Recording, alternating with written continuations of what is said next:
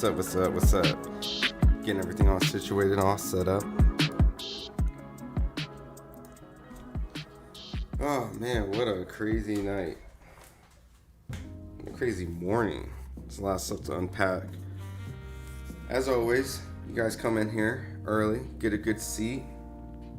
Shout out to everyone in the chat. Let me know where everyone's at, where they're from.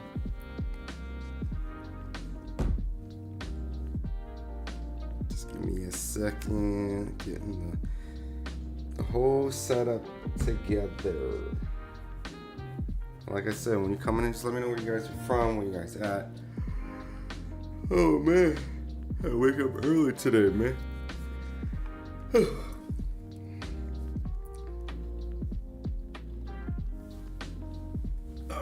What I see, the zone killing it. Porter is, let's see.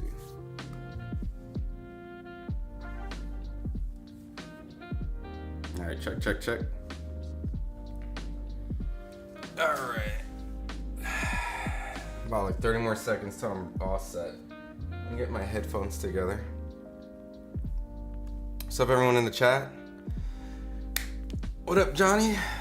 David H. All right, cool. Let me get this audio down a little bit. You guys hear me nice and clear? Sounds good? Perfect.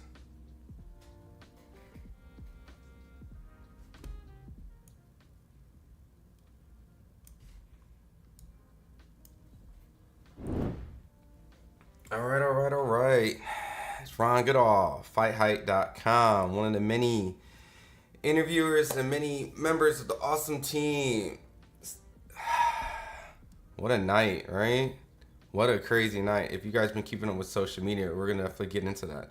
But right now, we are pretty much going to be doing a live party reaction to the Matchroom Boxing Riyadh season world title fight launch press conference, right? And we got our guys on the ground. We got a couple guys. Hans is the lead reporter out there. So we're going to have a whole bunch of interviews, a whole bunch of stuff. We're going to be playing audio from the press conference. And if you guys haven't heard, this is a pretty insanely, uniquely stacked card, right?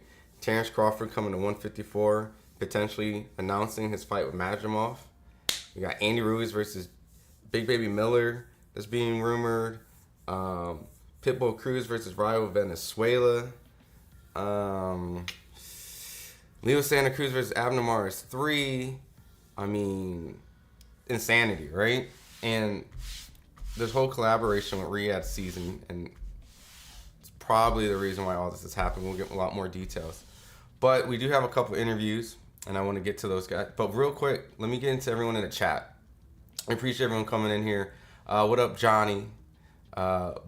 David, Manny Chrome, Akbar Brooks, I Am Johns, NFT Players 1, Lewis Liu, Richie MC, Quinn 7850, Iris Martin, The Breakdown with the Kush Great, Maker, Steven, The Great 87, Beyond Above Media. What's up? So I'll get to the chat. I'm gonna start pulling some of it up. While I'm pulling the chats up, I'm going to start playing some of the interviews that we got already. We already got Pitbull, we already got Big Baby Miller, we already got Andy Ruiz. Plus I know later on you guys probably want to talk about the Floyd Mayweather, Bill Haney. You know, maybe I might make a separate show on that. But let's get some of these interviews, right? Let me get to the chat, right?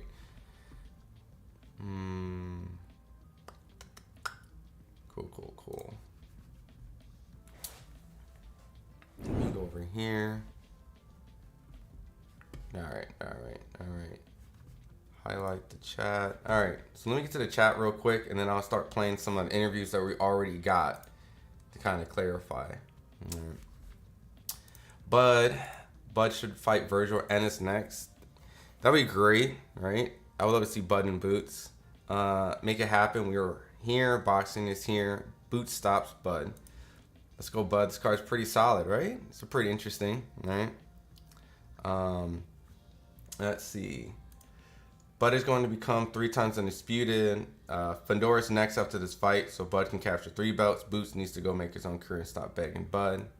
You putting in that work, respect to you, man. You're an NFT player. This shit is not easy. I am John. You're everywhere, bro. But I hope you're right. Why does he fight? Why does he not fight off more often? I think you're talking about Bud. No one stops Bud. I think it's because Bud's just kind of going through this whole promotional switch around. Peace to CT. Shout out from Cali.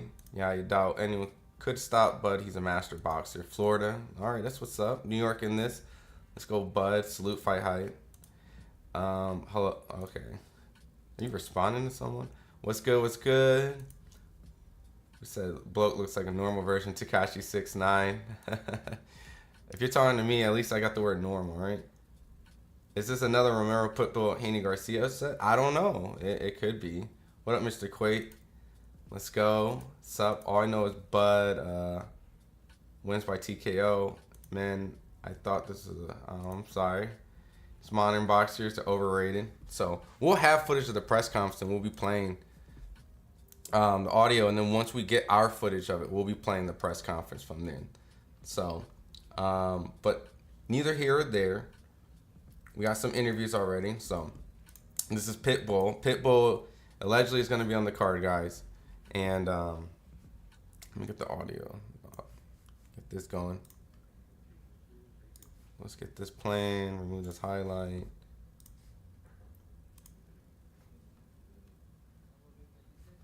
Oh, it's quiet. Hold on. Let me get the audio up. Cruz, how you feeling today, man? ¿Cómo te sientes el día de hoy? Estamos muy felices y aquí nuevamente de hacer el regreso de Isaac Cruz ya como campeón ahora. We're so happy to be here and as a new champion, and we're very, very happy. You know, have to ask you about what was your reaction to Devin Haney losing that fight to Ryan Garcia? What were your thoughts, ¿Cuál man? es tu reacción de la pelea de Devin Haney con Ryan Garcia? ¿Qué piensas de eso? Pues ahora sí que fue una sorpresa, no pensé que iba a ganar Ryan. Y bueno, fue una sorpresa que yo creo que en lo personal me llevé y a mucha gente. There was a surprise. I don't believe that it will happen, and all the people getting surprised with all the results. You know, Ryan Garcia did mention you as somebody you wanted to fight. Is that a fight that you would like to have after your fight with Rayo? Ryan Garcia mencionando que quiere pelear contigo. ¿Tú crees que se podría dar esa pelea? Pues yo antes de ser campeón lo he dicho muchas veces, yo estoy listo y ahora que soy campeón también estoy listo para el que sea Ryan, sea quien sea. I'm ready and champion now, and I am be ready for everyone who wants to fight with me. What are your thoughts on Rayo as an opponent, man? ¿Qué piensas del Rayo cómo lo ves como oponente? Como ya he dicho también, respeto a todos los oponentes, no los menosprecio y vamos a hacer una gran preparación ahora para Rayo. I respect all opponents, and I will do a great preparation for this fight with Rayo. You know, Pitbull, you're usually like really calm. You don't really talk too much, but when you won that fight against Rolly, you was the happiest I ever seen you. Like, what was that feeling like becoming the world champion, man? Como yo siempre te he visto que eres muy serio, eres muy calmado, Some of the guys that are coming in, we're pretty much having our live reaction to the press conference. We'll be playing audio. We got a couple guys doing interviews. So as you can see, Pitbull was revealed out in New York at the press conference. So it looks like the card's shaping up. So I'm going to be playing a whole bunch of interviews. And this is one of the many that we got. muy reservado, pero cuando te vi ganar contra Rolly Romero, pues realmente veo una sonrisa en tu cara. Pues sí, somos gente seria, ahora sí que tomamos con madurez todas las cosas y sobre todo con mucha importancia nuestro trabajo. Yes, I'm so serious. I try to be the most mature people that I can be, and I take all the stuff in the serious way. Gotcha. Just my last question. Sabril Matias, everybody wants to see you fight him. It'll be blood and guts, man. What do you think about him, and do you think that fight is possible, man? Say it again, please. Say it again. I was saying everybody wants to see him fight Sabril Matias. That'll be Sabril Matias. just a straight up war. Is that a fight he thinks will happen? Will he push for it? Hay una pelea ahí que podría ser contra Rubén Matías, cree que sería una pelea sanguinaria, ¿Tú qué piensas al respecto? Aquí está mi promotor y él es el que tiene que hacer también el trabajo abajo. Él es el que nos trae las oportunidades, las opciones y ojalá que también en algún momento se pueda dar. Mr. Shields, that is my promoter, and he needs to make all the paperwork. And then if he says, hey, you need to do this fight, he will do this fight. Gotcha. Thank you. Appreciate it.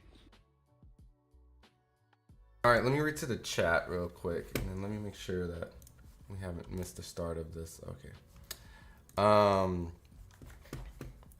Let's see. Let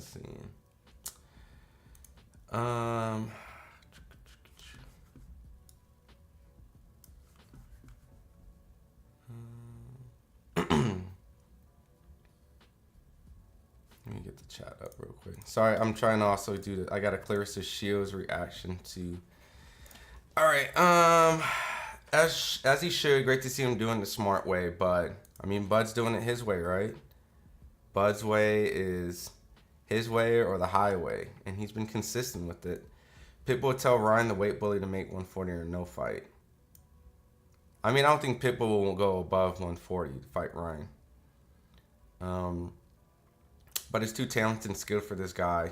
Size would not. I would agree. I would have Bud winning. I want to fight a 10-1 fighter because I really don't want to fight Boots. I mean, look, there's two narratives out of this, right? Two narratives is either I want to go in another direction, as in I want to win a world championship for a lot of money, right? And maybe this Riyadh season card brings him a lot of money, right?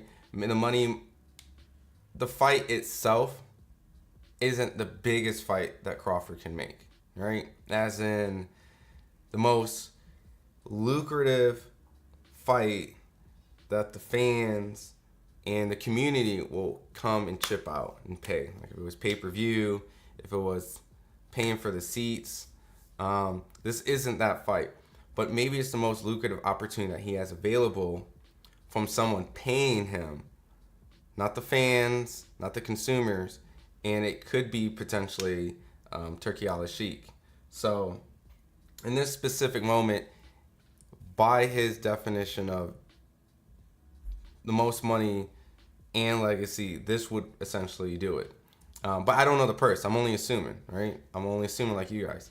Now, the fight that pretty much the fight fans want to see the most is Jaron Ennis, maybe Canelo Alvarez, and creepily, maybe secretly, Ryan Garcia might have actually entered the picture. So, but let me get to the chat. Willie Herring, yo, what's up? Matthias Top 140, cooking up delicious. Who did Crawford say he was fighting? Yep, Israel Madrimov. It's the speculation, right? I know that I can confirm Israel Madrimov is there. You know, Terence is there. So, what up, One Fine Porcupine? Crawford. I'm going to play another interview. I'm going to read these real quick because I got to get this Clarissa Shields interview up and her reaction to the Floyd and Bill stuff that we'll get to also. How would Crawford get paid if he fights to nobody? Oh, yeah, I kind of explained it. Yeah, I can't believe he won too. The undercard better be at least good. David H., I mean, right now we got Pitbull there, Big Baby Miller's there, Andy Ruiz is there, which is why I'm going to play some of these. I'm hearing Pitbull versus Rayo Venezuela is on the card. I'm hearing Leo Santa Cruz, Abner Mars is on the card. I'm hearing Andy Ruiz versus Jarrell Miller is on the card. I'm hearing... I feel like I'm missing someone. I'm hearing potentially Virgil Ortiz and Tim Tszyu may be on the card. Not announced officially today, but how good is Madrimov? I mean, he's like a bigger... he's a bigger guy than Crawford. He has a great amateur background. He's one of those like Eastern Europeans with a crazy amateur background who turns pro late, and then kind of exudes his skills late on and is rushed to a world title shot, which he just won. So we really don't know too much, right, on a professional scene, but in his amateur scene is that he's a solid amateur fighter. It's going to be a great fight. Arm Planet, yo, salute. Madrimov is a monster. It's going to be a tough fight to get feet wet at 154. I mean, can't overlook these Eastern European fighters, right? don't even know who Madrimov is. He's fighting him because he knows also Madrimov helped Bivol beat Canelo. If you know, you know. See, so I don't think this is necessarily an easy fight. And when I mean easy fight, just because you don't know the name of the fighter, right, and he doesn't fit a marquee fight. I mean, I think one of Terrence's toughest fights recently is Mean Machine, right, who arguably dropped Terrence. And that was a tougher fight than Errol Spence. That was a tougher fight than Amir Khan. The tougher fight than, you know, I mean, a lot of fighters. So just because the fighter's name isn't marquee doesn't mean it's not a tough fight. It's more of a looming unknown fight. And most times when you have an S-tier plus fighter fighting an unknown fighter, they typically win. But you can't sleep on the idea that more a relatively unknown fighter, we don't really have a lot to base off. So, and Madrimov is a beast, WA champion, Charlo ducked him. My butt always fights once a year. Every 2 years. There's a lot of things. I'm going to go play some extra interviews that we got. We got Andy Ruiz, who's, like I said, probably going to fight Jerome Miller on this card. I'm going to play him while I get this Clarissa Shields video together. And then I'll get right back to the chat. And let me just make sure. Oh, I think we got some audio to the presser.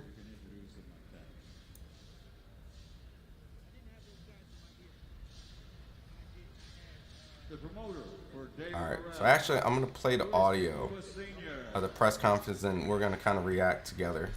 I'm going to play a little music over so that we just don't get any, like, you know, hit with so many audio strikes. And let me know if the music's too loud because I have to do like a well balance between the two. And the chairman of Matchroom Boxing, on behalf of Andy Cruz, please welcome promoter extraordinaire Eddie Hearn.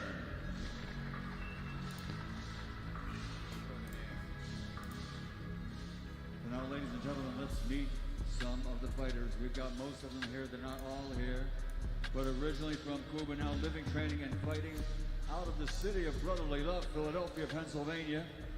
The Olympic gold medal champion, undefeated as a professional in 3 fights, 3-0, Andy Dynamite Cruz. All right, Andy Cruz.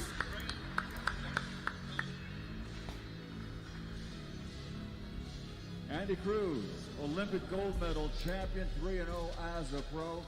His opponent, Antonio Moran, is not here, but let's give Andy a round of applause. It's going to be a great night. Well, Andy Cruz versus Antonio Moran, guys.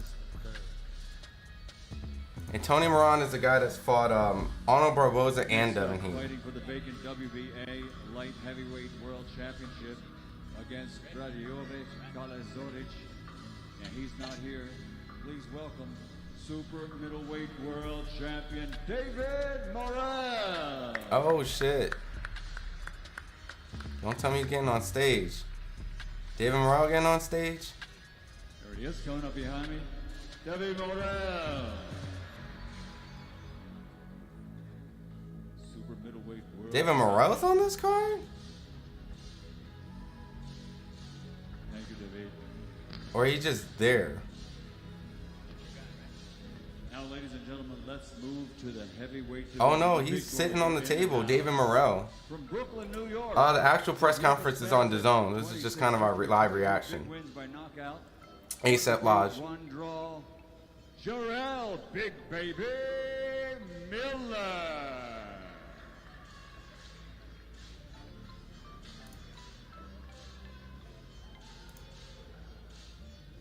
Brooklyn's in the house, Jarrell. Good to see you. And his opponent, ladies and gentlemen, fighting out of California, USA, an outstanding professional record consisting of 35 victories, 22 big wins by knockout, only 1 defeat with 1 draw. Ladies and gentlemen, former heavyweight champion of the world, Andy Destroyer Ruiz.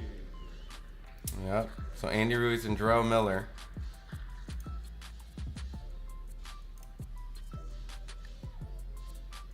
The Destroyer, Andy Ruiz. He shocked the world his last time here in New York. Let's see if he can do it again in California.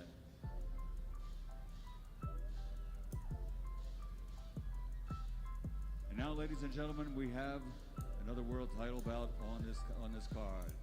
It's for the super lightweight championship of the world. The challenger, originally fighting out of Los Mochis, Sinaloa, Mexico, now living, training, and fighting out of Seattle, Washington, USA.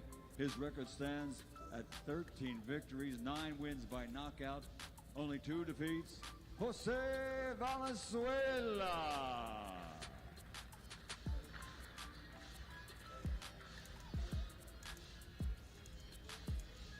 Looking more like a professional model than a fighter right now, Jose. You look great, buddy.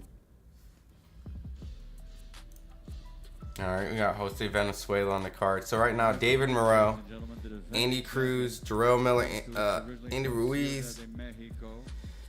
And his record stands at 26 victories, 18 of those 26 by KO, only 2 defeats with 1 draw. Ladies and gentlemen, the reigning defending WBA super lightweight champion of the world, Isaac Pitbull Cruz.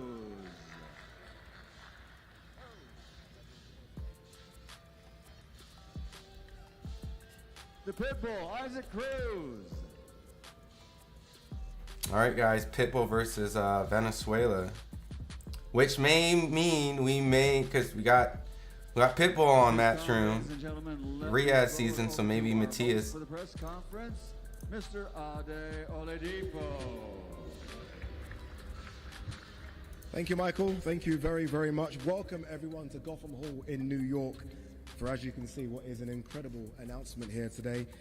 Boxing in the last 12 months, I think it's fair to say, has shown that if done correctly, it can be what it was in the 70s and 80s, which is the best sport in the world. That doesn't happen by luck. It doesn't happen by not working. I think we've seen with what we can see on the top table today, it only works when promoters align, when broadcasters decide to work with each other, and when partnerships are formed. What also has happened in the last 12 months is that Riyadh has become the home of big-time boxing. We have to go back to October for a Battle of the Baddest, Tyson Fury against Francis Ngannou, the lineal heavyweight champion against the former UFC heavyweight champion. We then moved on to Day of Reckoning in December, Anthony Joshua and Deontay Wilder sharing a spectacular card, and then on to Knockout Chaos, where Anthony Joshua delivered what was an unforgettable KO against Francis Ngannou. That all happened. I think they're doing just the undercard stuff right now, and I think they're going to do the main event as its own separate segment. Of the century will be crowned as part of Riyadh season. So you can watch along with me. It's on DAZN right now, and we'll have interviews. Our press conference posted up. But it's live right now on DAZN. You can see we got some interviews from it coming up. Heavyweight division, pound for pound pair, Artur Beterbiev and Dimitri Bivol vying for honors. And also on that card, UK promotional rivals Eddie Hearn and Frank Warren pit their 5 of their best fighters against each other as Matchroom and Queensbury go for bragging rights on the line in 5 versus 5 in a Riyadh season original. But here in New York today, another dawn in boxing as Riyadh season US is born. And we are here today to announce the first ever Riyadh season US event in America. As on August 3rd, we head to the City of Angels, Los Angeles, at the BMO Stadium, the home of LAFC Soccer Club, for an unprecedented night of world-class fights and entertainment in an event delivered by His Excellency Turki Al-Sheikh in conjunction with Riyadh season and GIA. Before we begin speaking to the top table, I would like to take a moment to thank those involved in these groundbreaking events and making that these events happen. Firstly, we would like to extend our heartfelt thanks to the custodian of the 2 holy mosques, King Salman bin Abdulaziz, to His Royal Highness the Crown Prince Mohammed bin Salman, and of course His Excellency Chairman of GIA, Turki Al-Sheikh. And a huge thanks as well to all the teams of GIA, Riyadh season and Seller as we continue to work together to deliver huge events in the kingdom and now of course in America. Eddie, I'll start with you on this one. We've worked so many big shows together, so many big press conferences. Every single time we do a big press conference, we say this is the greatest fight card we've ever seen. This is, again, another incredible... I think, since counted the amount of times I've said, this is the best card I've ever seen. We have to understand that this is a Riyadh season event in America. And I think that's really important to note, because the power shift of major fights, of course, have been traveling to Riyadh. Of course, with the Battle of the Baddest, as you said, with Tyson Fury, against Francis Ngannou, the Day of Reckoning, which was a groundbreaking event, Joshua against Ngannou, the undisputed heavyweight world championship coming up on May the 18th, and just 2 weeks later, arguably the best fight in boxing, Artur Beterbiev against Dimitri Bivol and the 5v5. But one thing I've noticed about His Excellency is he reads and he listens to the fans, and I think a lot of fans have said, these big fights, they're always in Saudi Arabia now, and don't forget the UK, don't forget the US, and of course the talks of a major event for Riyadh season at Wembley Stadium, and now in Los Angeles on August 3rd, I have to say, the best card I've ever seen in US boxing. I mean, when you talk about Terence Crawford, the pound-for-pound #1, trying to establish himself as a 4-time world champion, in itself, that is a huge pay-per-view event against Israel Madrimov, the fierce Uzbek world champion. But then you look across the card, and you look to my right and left, and there's so many elite fighters. Isaac Cruz, I think one of the most entertaining fighters on the planet. Jose Valenzuela, that is going to be an all-out war. The big heavyweights, Andy Ruiz, one of our favourites against Jarrell Miller.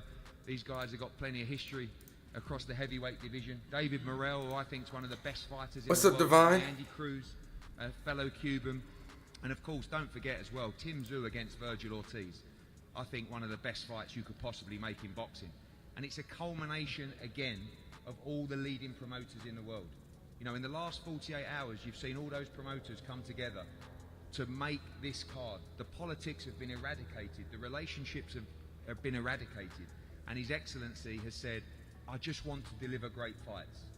And on August the 3rd, at the BMO Stadium in Los Angeles, you are going to get an event you will never forget. I think the greatest fight card the US has ever seen. And again, thank you to everybody involved. And of course, this Riyadh season card in America is going to be incredible. His Excellency, thank you for your vision. Thank you for your investment in the sport.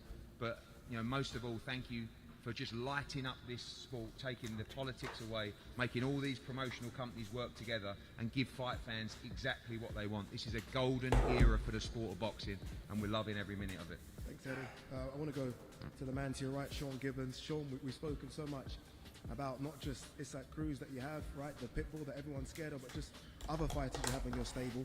But focusing on the world champion to your right, just how special could he be? How special is he now? Hello. Thank you, everybody, for coming today. First, I'd like to thank a few people. I'd like to thank Al Heyman of PBC Boxing, His Excellency, for coming together with the Matchroom Jason, Boxing. I literally just woke up not too long ago, so I just threw on a shirt. Tom Brown. But I have been doing all my interviews with the Free the Children shirt Dr. Khan. since the loss, so I got a few more days this week. I gotta Yelling wear at this. Isak in his fights. But when you're doing a card in Los Angeles, it doesn't get any bigger than the new face of boxing, Isak Pitbull Cruz, and of course Andy Ruiz.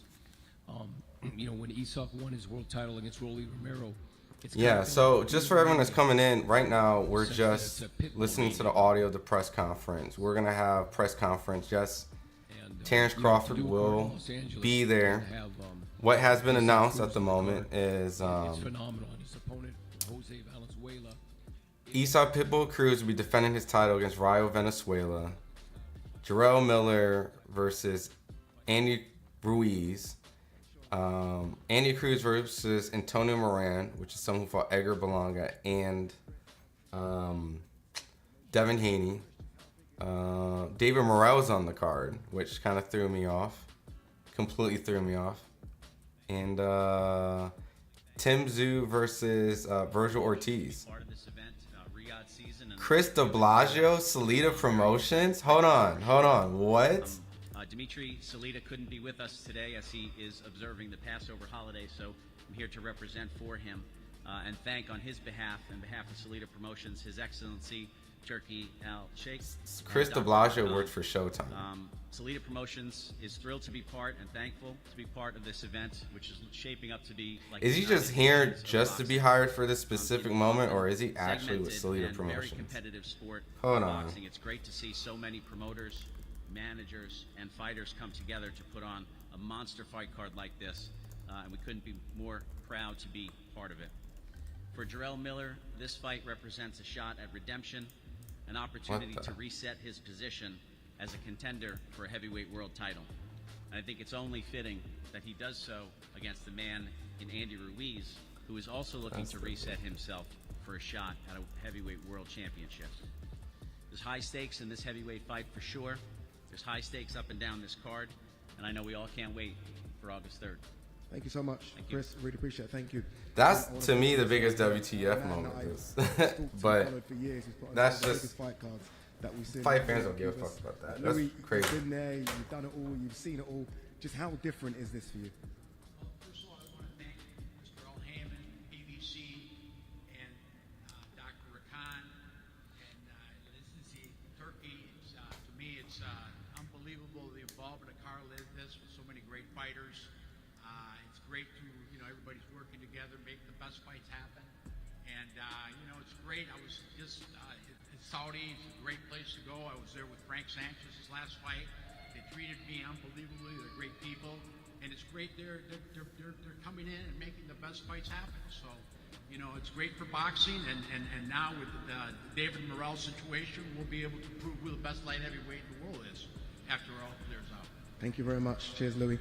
All right, let's start hearing from the fighters, right? That's who you guys have come to hear from. I want to start with former unified heavyweight champion of the world, Andy Ruiz. Andy, with these events in Saudi, everyone's been continually asking me, where's Andy Ruiz? All the other heavyweights were there, you weren't there. You're back now. Is the aim, obviously, if you get past Jarrell Miller, to go again for a world heavyweight title? Yes, sir. I'm just super happy to be back, man. Joe Dirt, Bill, that interview with Floyd was crazy. Yeah, it was. A lot of ups and downs, a lot of roller coasters, life. But I'm glad that God gave me another opportunity. Everybody that's involved in this big, amazing card and August 3rd in Los Angeles, I thank them so much too. And I'm ready to rock and roll, man. August 3rd is going to be the return of Andy Ruiz and the consistent Andy Ruiz, the focused Andy Ruiz, and I just can't wait to get back in there. What type of challenge do you think Jarrell Miller brings to the table? Jarrell brings a lot of challenges, He's big. He likes to smother his opponents. He likes to bang it out in there. He's not an easy opponent. He's not just a guy that I'm going to walk him out and win easy. I got to stay focused. I got to be prepared, and I got to do what I do best and win my fights. Let's welcome in big baby Jarrell Miller. Jarrell, this is your city. We're in New York. Jarrell, obviously, look, defeat last time out against Daniel Dubois. How has that changed you mentally and preparation for this one? There's so much that was going on before that fight. And just having 3.5, 4 weeks to prepare for Daniel Dubois was not the ideal moment. But I took a chance because I know it put me back into the position I wanted to be in.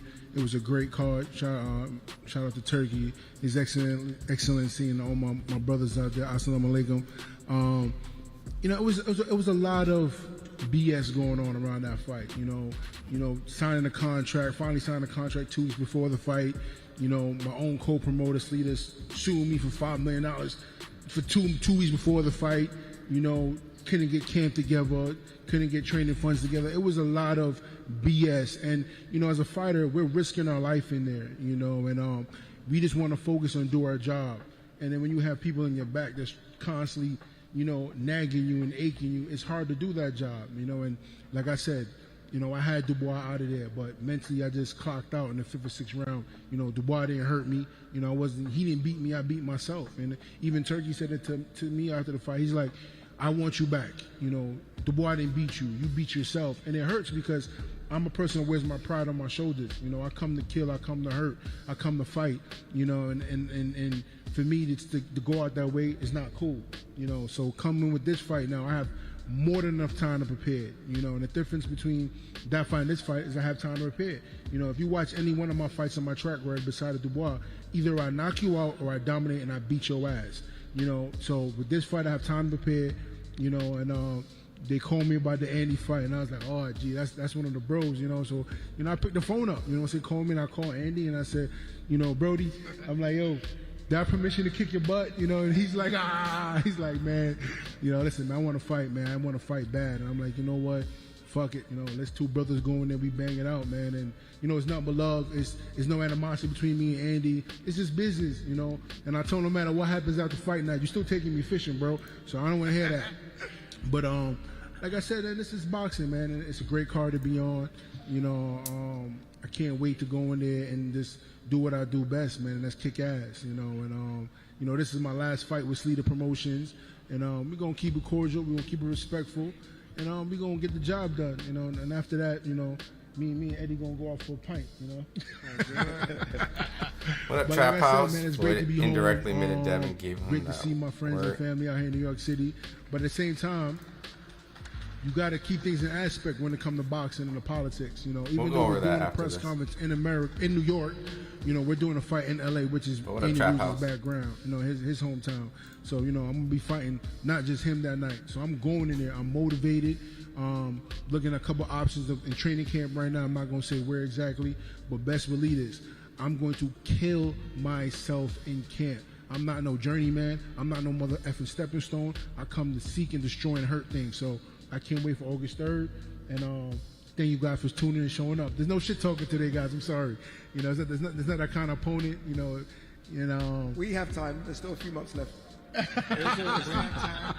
I mean, listen. I don't know, man. I gotta figure out a punchline or something. I don't know. Maybe it's like the battle of fast food, Nikito Taco Bell versus the Burger King. You know what I mean? So That's a good start. Best man wins. But like I said, man, it's nothing but love, man. It's awesome. I think me and him is gonna have fun. I think we're gonna feel each other out the first round or two. And that's how sometimes fights start. But the minute he punches me and I punch him, all that shit go out the door. So like I said, it's gonna be a fun fight. And I can't wait. You know what I mean? And it's great. And be right back where I'm supposed to be.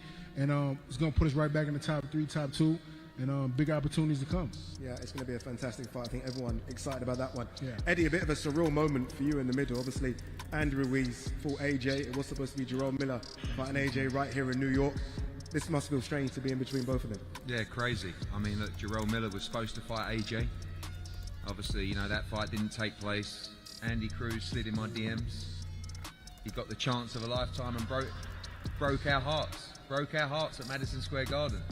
We got the win in Riyadh, but it was an amazing mix between these two and a great fight. I have to take my hat off to Andy Ruiz because this is really a comeback fight, and to take Jerome Miller as a comeback fight is a dangerous move. So two great characters, and two great strong heavyweights. Andy Ruiz needs to get back in this game, and to do it in Los Angeles in front of 22,000 people, it's going to be a brilliant fight.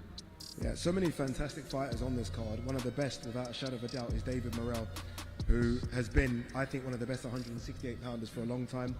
Unable to get the big fights, moving up to 175 pounds now. Why the move to 175? Is it just because right now the 168 division is locked in? What up, Sydney? He can fight. Yeah. Puerto Rican kid, KG. What's up, brother? We just doing like a watch party. Coming for 175 because. How you feeling today, man?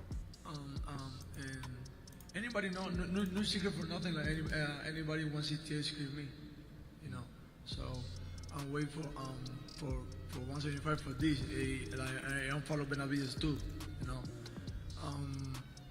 Like everything's possible. Like for everybody here, for him like this guy. Thanks him, thanks Turkey like for the opportunity, like also for here, I'm here in New York. Yeah, I mean, it's crazy, but like this sorry. No, your English is good. My bad. Respondiendo a tu pregunta, o sea, estamos en camino a los 75 por eso, Who's translating that? Yeah, he's saying, he's going up to 175, 168. We tried every guy top division. Nobody wanted to fight him. It looks like everybody, all the fights are going to be at 75 now. They'll be out. And Bivol and Benavides going up in weight. And with Morrell, I think, they're all going to end up fighting each other. That's the reason I got to thank IC Therapy for making this happen. Dr. Khan, you know, for making the best fights. You know, it would never happen if this wouldn't have happened. So I'm very proud to be here at this table and for, you know, to make something great like this happen. Good luck on August 3rd, David Morrell. I want to speak to this man right at the end there. One of the most skilled fighters in the world, fantastic amateur record. What up, now sweet 3-0 ass as a pro, nut looking media? for 4-0. Andy Cruz. Andy, thank you so much for being here. You've made it look Big easy Baby Miller so versus far. Andy This will be a bigger Ruiz, tester on August 3rd. Pitbull versus Rayo, Andy Cruz versus Antonio Moran, David Morales on the card, and of course Terence Crawford versus Israel Madrimov, the 154-pounder. Bueno, primeramente, Bristow to go. buenas tardes, agradecerles a todos los presentes acá porque van a ser testigos, ¿no? de un evento épico. Perfect, my guy. Decirles que estoy feliz de estar aquí. I'm surprised you didn't want to go to this. Esta gran oportunidad. Siempre, desde que llegué aquí a Estados Unidos, me preparé mentalmente para eventos como este. Y agradezco la oportunidad contra un rival al que no conozco mucho, pero no subestimo a nadie. Todos los rivales en el boxeo son fuertes. Y decirles que voy con todas y van a ser testigos de un evento histórico por parte de Andy Cruz y por parte de todos los peleadores de acá que son de los mejores del mundo. Firstly, good afternoon to everyone here. I'm so happy to be here for this opportunity, and I've been preparing this for a very long time since coming here. I prepared for moments like this. I don't know my opponent very well, but I don't underestimate anyone. I'm going with everything I have, and it's going to be a historic event. Final one. Eddie's said from the very beginning that he would put you in a world title fight right away. If you come through August 3rd, are you comfortable fighting anyone at 135 pounds? Su promotor, Eddie Hearn, cree que estás listo para un título mundial. ¿Estás confortable enfrentar cualquier persona a 135 libras? Por supuesto que sí. Vine a pelear contra los mejores y demostrar de que estoy hecho, de que nada de lo que he ganado en mi vida ha sido regalado, y decirle que a los mejores de la división que voy por ello. Of course, I came to fight the best and show what I'm really made of. Eddie, me and you've spoken so much about Andy Cruz. You've said you'll put him in against anyone, whether it be Pitbull when he was at 135, whether it be Shakur Stevenson. Why do you believe in him so much? You know, I think he proved his quality as an amateur Olympic gold medalist, and you know, in the professional code, we've seen him breeze through guys that you'd normally take on in your 15th, 16th fight and never lose a round. You know, he's had stoppages as well. Bosie's doing a tremendous job with him. You know, with Giron in camp there in Philadelphia. And like a lot of these fighters, David Morrell the same. You know, they're willing to face anybody. The challenge is making sure that you can make the fights. And now we have a real test in Antonio Moran. On August 3rd. What up, Red? What's up, man? We're just chilling and reacting like you guys. It's a live reaction show, that's all. Thank you, Eddie. Appreciate dropping Riyadh in. Season has all been about giving How's your fighters day been? opportunities, and I think if you followed Riyadh Season, some fighters have taken them. Joseph Parker beating Deontay Wilder was a big one. This young man has a massive opportunity, and that is Jose Valenzuela, who's coming off a fantastic win against Chris Colbert. I think you actually beat him back-to-back, but you got the stoppage win last time out. Big opportunity against a man that a lot of people are avoiding in Isaac Cruz. Was there any hesitation in taking the fight? First and foremost, I'd like to thank God, Al Heyman, PBC for this great opportunity. And no, I was in camp already getting ready for Edwin. This big opportunity presented itself, and I took it, no questions asked. It's been a dream of mine since I was 10 to become world champion. And what better than to do it with a Mexican countryman, Isaac Cruz. You are a 135er. You will be moving up to 140 for this one. Happy? That means you can have a couple of extra meals in the lead up to the fight, or was you always going to go to 140? Lately, I've been eating a bit more in the gym, and I've been feeling great. More energy, more power. So, you know, I'm big for the 35 division. So I think this is the move I needed that I didn't even know. Let's speak to your opponent, the Pitbull, Isaac Cruz. Firstly, Isaac, congratulations. I can see the gold right there. You're now a world champion. How does it feel to be a world champion? Esta es tu primera vez sentado en un estrado como campeón del mundo. ¿Cómo se siente ser campeón del mundo? Bueno, antes que nada, muy agradecido con Dios por darme Cruz Rayo is interesting, right? I mean, I think Rayo deserves it, right? After knocking out Chris Colbert, right?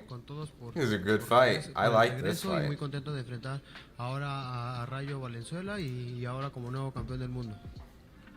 You've had so many different style of opponents over the years, and you seem to have handled them all very well. What do you make of Valenzuela as an opponent stylistically for you? ¿Cómo se siente ser un oponente como Valenzuela con su estilo? Para eso nos vamos a preparar, para descifrar el plan de trabajo para Rayo Valenzuela y darle una gran noche a toda la gente de Los Ángeles. I've been preparing a lot to confront him and really give a great show to all the people of Los Angeles. Obviously, I know you and your team won't look past Valenzuela, but there are so many fighters calling you out. Devin Haney is still the WBC champion. Ryan Garcia has called you out as well. Is there a dream fight that you think of for the next year? Devin Haney sigue siendo campeón en 140 libras, pero últimamente Ryan García también te ha estado criticando. ¿Te interesa a ti una de esas peleas o tienes otra pelea en que sueñas?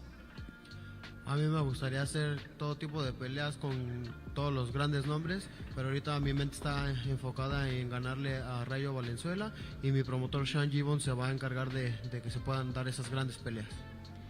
I'm ready for all types of fights with all the best fighters, but right now I'm really focused on Valenzuela, and I trust my promoter Sean Gibbons to give me the best fights that I can.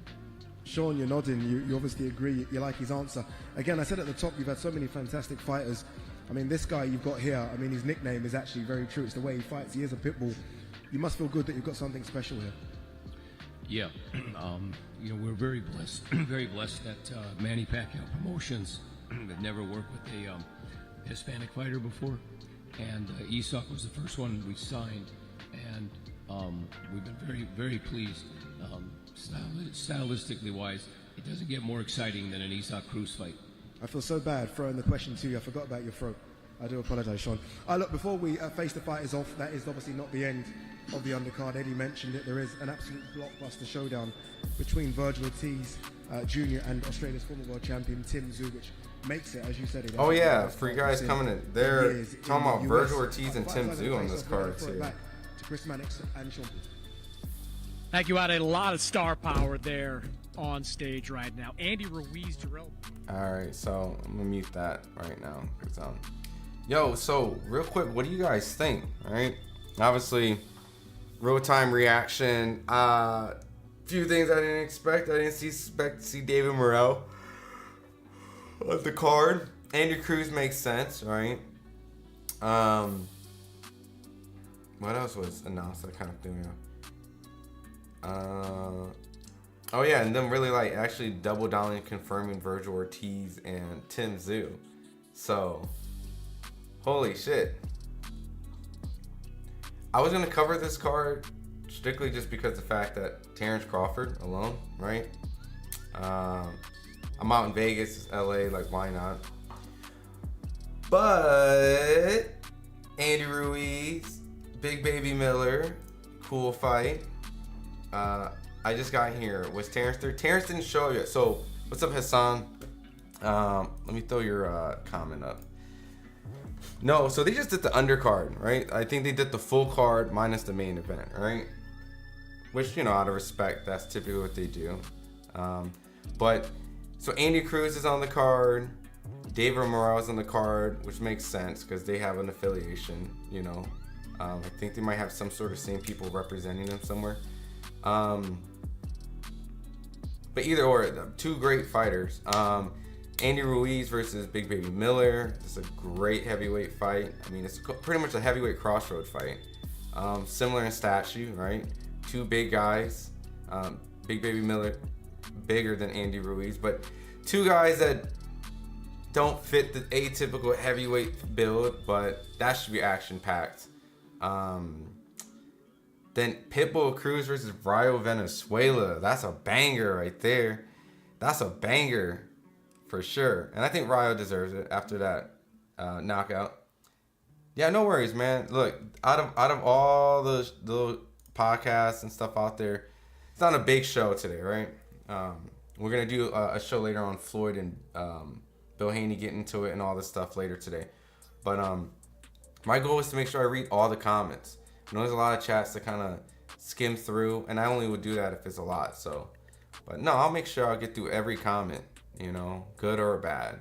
So, but right now we're just gonna wait for Terence. We'll play the audio for that. But in the meantime, while that's going on, we do have his opponent Israel Madrimov that I'm going to let me go play his interview that my guy Hans got. So essentially, this is his first words. Alhamdulillah, all good. New York, I like. How surprised were you that they gave you the call to fight Terence Crawford, man? Как ты был удивлен, что они дали тебе этот бой? Ну, чуть да, потому что я думал, Кроуфорд согласится. Ну, рад сейчас, что он согласился с этим боем. I was a little bit surprised because I didn't thought that he will accept this fight, but he did, and I'm very excited. You know, you only have a handful of pro fights, but you were a great amateur. What is it about your style that you think could actually trouble Terence Crawford, who probably is the best fighter in the world? У тебя небольшой опыт в профессиональном ринге, но у тебя очень большой международный любительский опыт. Что ты думаешь, что даст тебе преимущество в этом бою, учитывая, что Кроуфорд лучший, ну, скорее всего, лучший боксер в мире? Да, у меня мало боев, ну, у меня достаточно достойные бои было в Красной Корее. Ну, у меня больше 300 боев в любительском боксе. У меня достаточно опыт и покажу хороший бой. Yeah, I don't have such a great experience in professional boxing, but I had a really stiff competition compared to how they debuted, you know, and compared to who they fighting in their first 10 fights. But I have extensive amateur career, international, worldwide. I have 300 plus amateur fights. I fought all the guys all around the world, and trust me, I'll be ready for the August 3rd. Gotcha. Just my last question, man. You're a guy that has a lot of knockout power, scored a lot of KOs. Do you see yourself knocking out Terence Crawford? У вас у обоих много силы, у тебя ты бьешь жестко, ты видишь, что ты сможешь его нокаутировать? Бокс. Это бокс, все возможно, и this is box. I show this good boxing time. Box. I want show my style for boxing fans, and maybe will be TKO. Got it. Thank you, brother. Appreciate you, man. Thank you. All right, that's Terence's opponent, Israel Madrimov. My boy Hans got the exclusive interview right there. So my boy GHZ Andy says, let's see his opponent's highlights. I mean, I can't play essentially his highlights on here because of copyright. But what I can tell you a little bit is that he's an aggressive fighter. You know, he tries to be a little shifty. Comes from an amateur style background, just like Lomachenko, just like any of those guys out there. So he definitely has a high IQ. But is he going to be able to beat Terence Crawford? You know, I think he'll be definitely coming in there as a significant underdog. But I think it's a live dog underdog because, you know, Terence is moving up in weight. Terence is, Madrimov's a little bit more active at the moment. He just recently fought. And he can punch, right? So there's always dangers when you go into these kind of territories, and you never want to underestimate them. So, but what else we got? We got Jarrell Miller crashes Andy Ruiz's interview. I want to have 2 fights this year, man. So I should be fighting Jarrell Miller on August 3rd and hopefully again in December. So we're lock and loaded right now. What are some good qualities about Jarrell Miller that is a threat? I mean, he's a big guy. He tries to smother you. He's always coming forward. But I think the speed, the combinations, me moving around a lot. I think I'm gonna confuse him a lot. He really doesn't fight itself, knowing that you like to talk a lot and whatnot? Yeah, but I don't want to say it's easy to fight because everybody, you can't underestimate nobody, you know? Even if it's the fattest dude right there or the shortest dude right there, you can never underestimate nobody. And I'm sure he's gonna train really hard, you know? He just came out from a loss, so I'm sure he wants to come back in the game and get another win. But my man, the great says Ruiz Joshua is 3. Oh, man. Maybe. Oh, man. I don't know what to say. It's gonna be an awesome fight, man. It's gonna go down August 3rd. I'm just happy that we're gonna get in. Me and my boy, man. This is not no animosity, it's just business. I had to call him. I said, hey, bro, can I get permission to kick your ass? He's like, bro. He didn't say permission to kick your ass. The Ross Dynasty. What up, man? Crawford, they're waiting to put Crawford up on the main stage. Waiting to put Crawford up, so we got confirmation that he is fighting Israel Madrimov for the 154 WBA title. So Terence will be officially moving up. Crawford be fighting no names, duffel bags. Yeah, I would agree that Madrimov does not have a name. Right? I would agree that Madrimov does not have a big boxing name. Is he a world champion? Absolutely. So he'll be able to fight for a title. Damn, Big Baby's still boxing. He is, man. I'm gonna let you know what the rest of the video. Thank you, Andy, how you doing? No, go ahead. I'm sorry. What's it? Good to see Bud fighting again. Absolutely. It's good to see all these guys fighting. I thought he was like 10 roids. Oh. I know, he keeps getting breaks. When the ticket's going on sale? It feels good, man, being back here where everything happened, where I made history, where I changed my whole life, not just mine, but my loved ones and my kids. And They haven't announced yet, Erica. So when they do, I'll let everyone know. we're back here now. Andy, you're back here. Jerome Miller.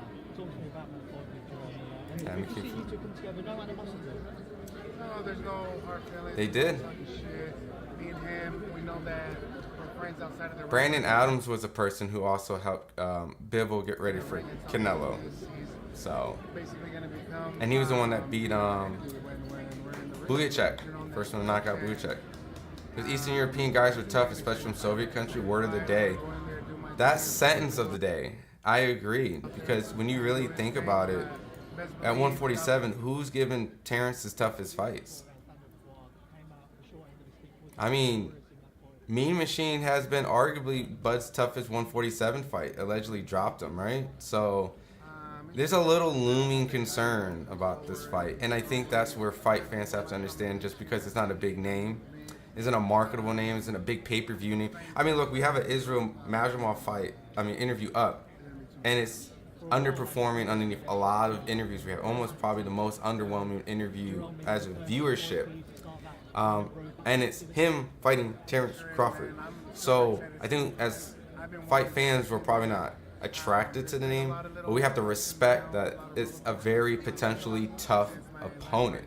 And that's where I think if Terence does get touched up in this fight, don't be surprised. I'm picking Terence to win, but don't discredit, I guess, the opponent, because we see all the time these Eastern European fighters, they're coming to fight. They're tough. Rooting for Ruiz then, can't stand. Yeah. And he put that weight back on. Maybe he thought to himself that he was getting too small. I mean, he had criticism on that, right? A lot of criticism for him getting skinnier, right? Maybe he can't take a punch or throw a punch without that weight. All the people hating on who Canelo's fighting need to be hating on Crawford's fight. It's not the most attractive name as the biggest fight, but when it comes to opportunity, I don't know how much Crawford is getting in the Turkey Ali Sheik fight. Riyadh season has been known to throw around a lot of money. There's a lot of people on this card who I didn't really expect to see on here, and if they are on this card, it's probably because they're getting a lot of money. Rayo Venezuela, who typically fights on PBC. David Morrell, who typically fights on PBC. Andy Ruiz isn't as surprising because the fact that there was moments where he was trying to fight on the Triller card, and a lot of his inactivity probably went from maybe not potentially agreeing with some of the fights being made. So Andy Ruiz doesn't surprise me, but David Morrell, Rayo Venezuela, which I've heard was potential free agent, Pitbull Cruz. So did I miss anyone else on this card? Yeah. So these guys are probably getting a lot of money, like behind the scenes, like backstage money, because I don't know if Terence and Madrimov is going to be the biggest selling main event. Well, my assumption, right? But if you can secure a check and get that bag, right? And I think a lot of these fighters have probably got a good opportunity to fight on this card. You know, it wouldn't be the first time we've seen fighters on the PBC platform go on to Hearn and Matchroom. Mikey Garcia, Jesse Vargas, good opportunities, right? So it's individual opportunities, and all these guys probably have good individual opportunities. Oh, there's a lot of noise in that, so I'm just going to stop that. That's really annoying. Ernesto Z, why though? I don't know what I mean, why though? Just curious on the question. Like, why go over there?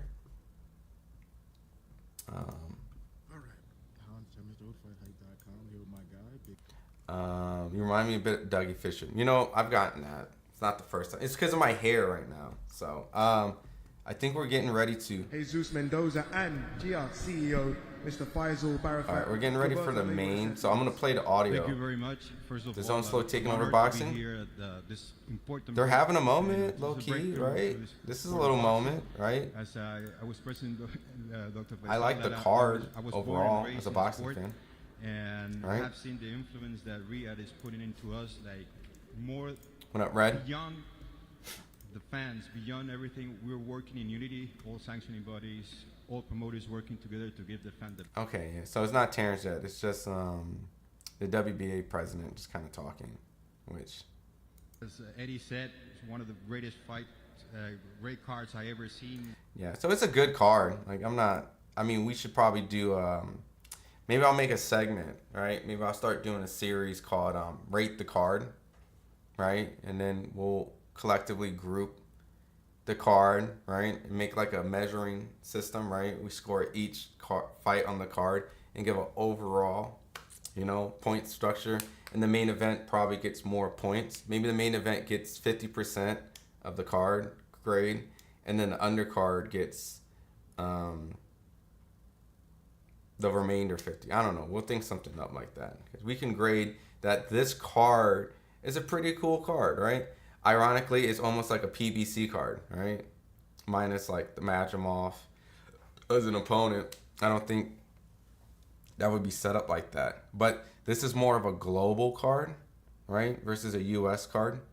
So Madrimov might fit more of like a UK market versus an American market. I don't even say UK market. Like, it's not really. I'm looking at the numbers. 246 views in 32 minutes. Yeah. No one wants to see Israel Madrimov, right? But, and he took Baby Miller's spotlight when he stepped in to fight Joshua. Yeah, he definitely did. The guy is a legend. Clarissa Shields versus Keith Thurman. Shields versus Rolly. Yo, Turkey Ali must throw a lot of money if he was able to get that fight together. Could you imagine? Riyadh season presents Clarissa Shields versus Keith Thurman. Would Keith Thurman technically fight for her titles? This is the most ridiculous conversation ever.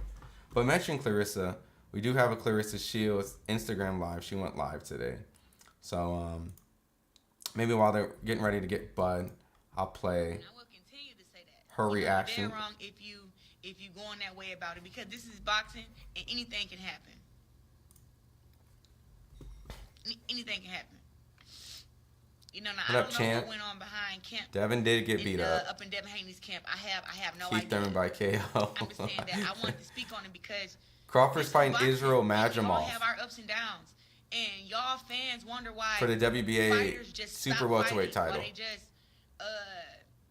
just don't want to get back into the sport. Like social media is a very dangerous place, and a lot of y'all have been tweeting, commenting, trolling, inboxing, and look, he lost the fight. He lost the fight. Great lead up. He didn't just get washed, but he did get knocked down 3 times. He lost to the better man, the better fighter inside the ring, fight night. Leave him alone. Leave him alone. Y'all did not troll Ryan this hard when he lost. Y'all did not say he was a shit fighter and he wasn't nothing. Y'all did not say that. So the fact that Devin was, what, 32-0? I would say Ryan's got trashed pretty bad after the Tank fight, right? I would say so. And now he's 32-1 and all y'all he just trashed. That's not right. The boy had 32 fights before that.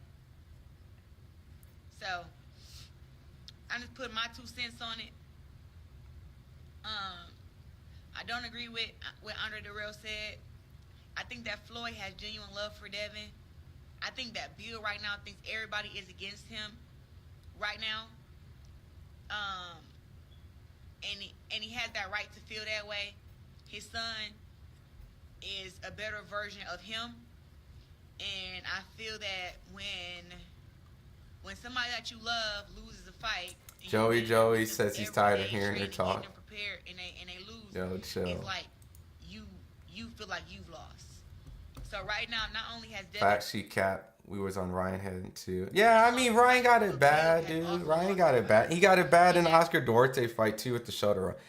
I think every fighter gets it bad. So that's why he's very emotional and feel like everybody's out to get him, everybody's out to get Devin, and everybody wants to throw it in his face because they've been saying this whole time Bill cannot get Devin to where he's gotten Devin to. Bill is not a great coach. Bill is not this. Bill is not that. So now that people can actually, Paul, I hope you're talking about they weren't Clarissa, able man. to say that before this fight. Now they can say that, that they feel that Bill isn't a great coach and Devin needs a new coach and all this other stuff. And I just want to say that every fighter needs more than one set of eyes in a corner.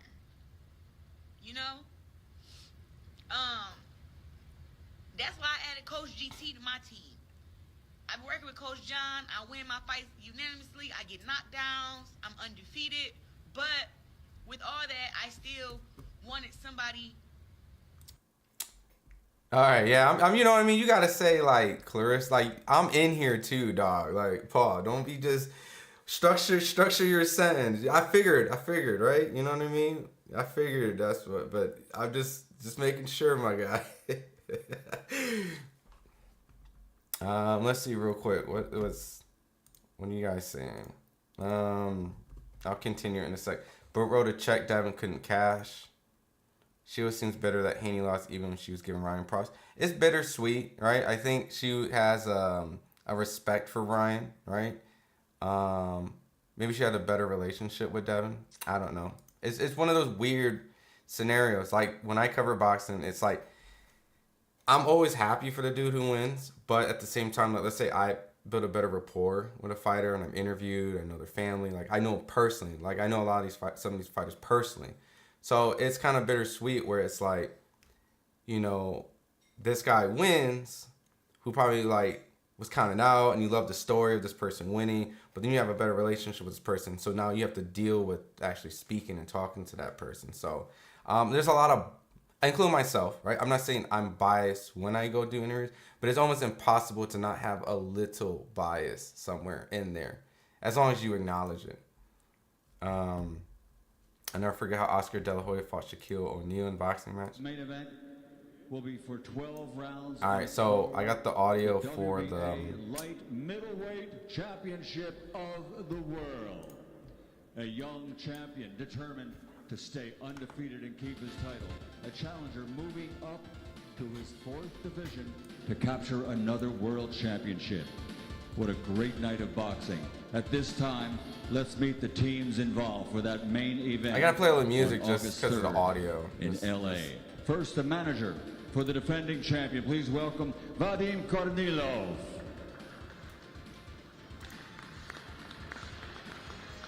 What up, Cheyenne?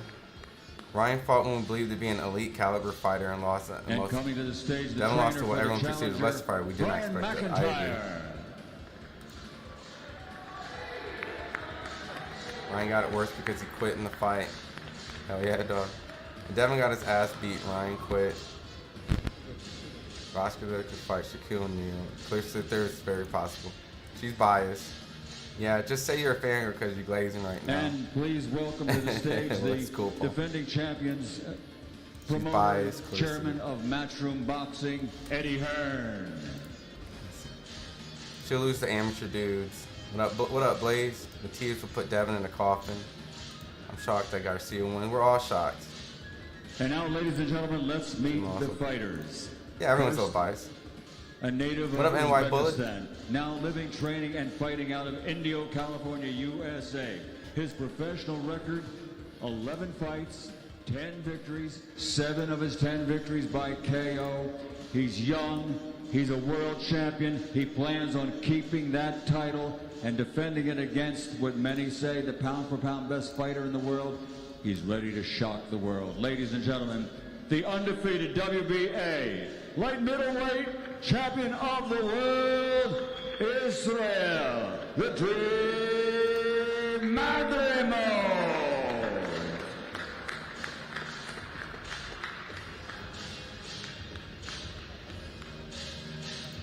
Yeah, it is cool to see Michael Buffer. The undefeated champion, ready to keep that title. And he will be facing the man that universally is considered to be pound for pound the best in the world. From Omaha, Nebraska, USA, a 3-division world champion. In the last 10 years, he's been victorious in 17 consecutive world title fights. 10 of those world title fights ended with a knockout in his favor. 15 of the 17 contests, knockout fights. We're all a little biased. Ladies to and be gentlemen, honest. universally recognized as pound for pound, the best fighter in the world today. The former lightweight world champion, the former super lightweight world champion, and the reigning undisputed, undefeated welterweight champion of the world, Terence Crawford. Why didn't you say junior welterweight, undisputed junior welterweight? Not that big of a deal, it's really not, but to a degree. Big Bad Bud. Once again, ladies and gentlemen, let's turn it over to our host for the press conference, Mr. Ade Oladipo. Thank you very much, Michael. It's time for our main event here in Los Angeles. Pound-for-pound superstar Terence Crawford challenges Israel Madrimov for the WBA and WBO interim world super welterweight titles on August 3rd in an event promoted by Riyadh Season US, Seller, Ligue 1, Matchroom in association with Gold Star, Queensbury, TGB and Viva MP Promotions.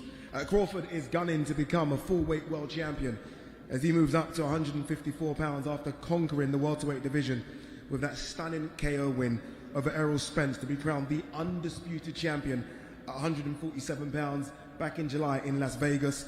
And now the pound-for-pound great is looking to further his greatness by claiming honours at a 4th weight class. Madrimov is the man that stands in Crawford's way, and the Uzbek champion makes his first defence of his title against the toughest possible opponent after winning that belt in spectacular fashion in his last outing against Madrimov Kurbanov for the vacant title back in March in Riyadh. He stopped the Russian in 5 rounds with a dominant performance to continue his impressive unbeaten run in the paid ranks following a glittering amateur career. And now it's time to hear from the fighters, from the promoters as well. Eddie, I want to start with you.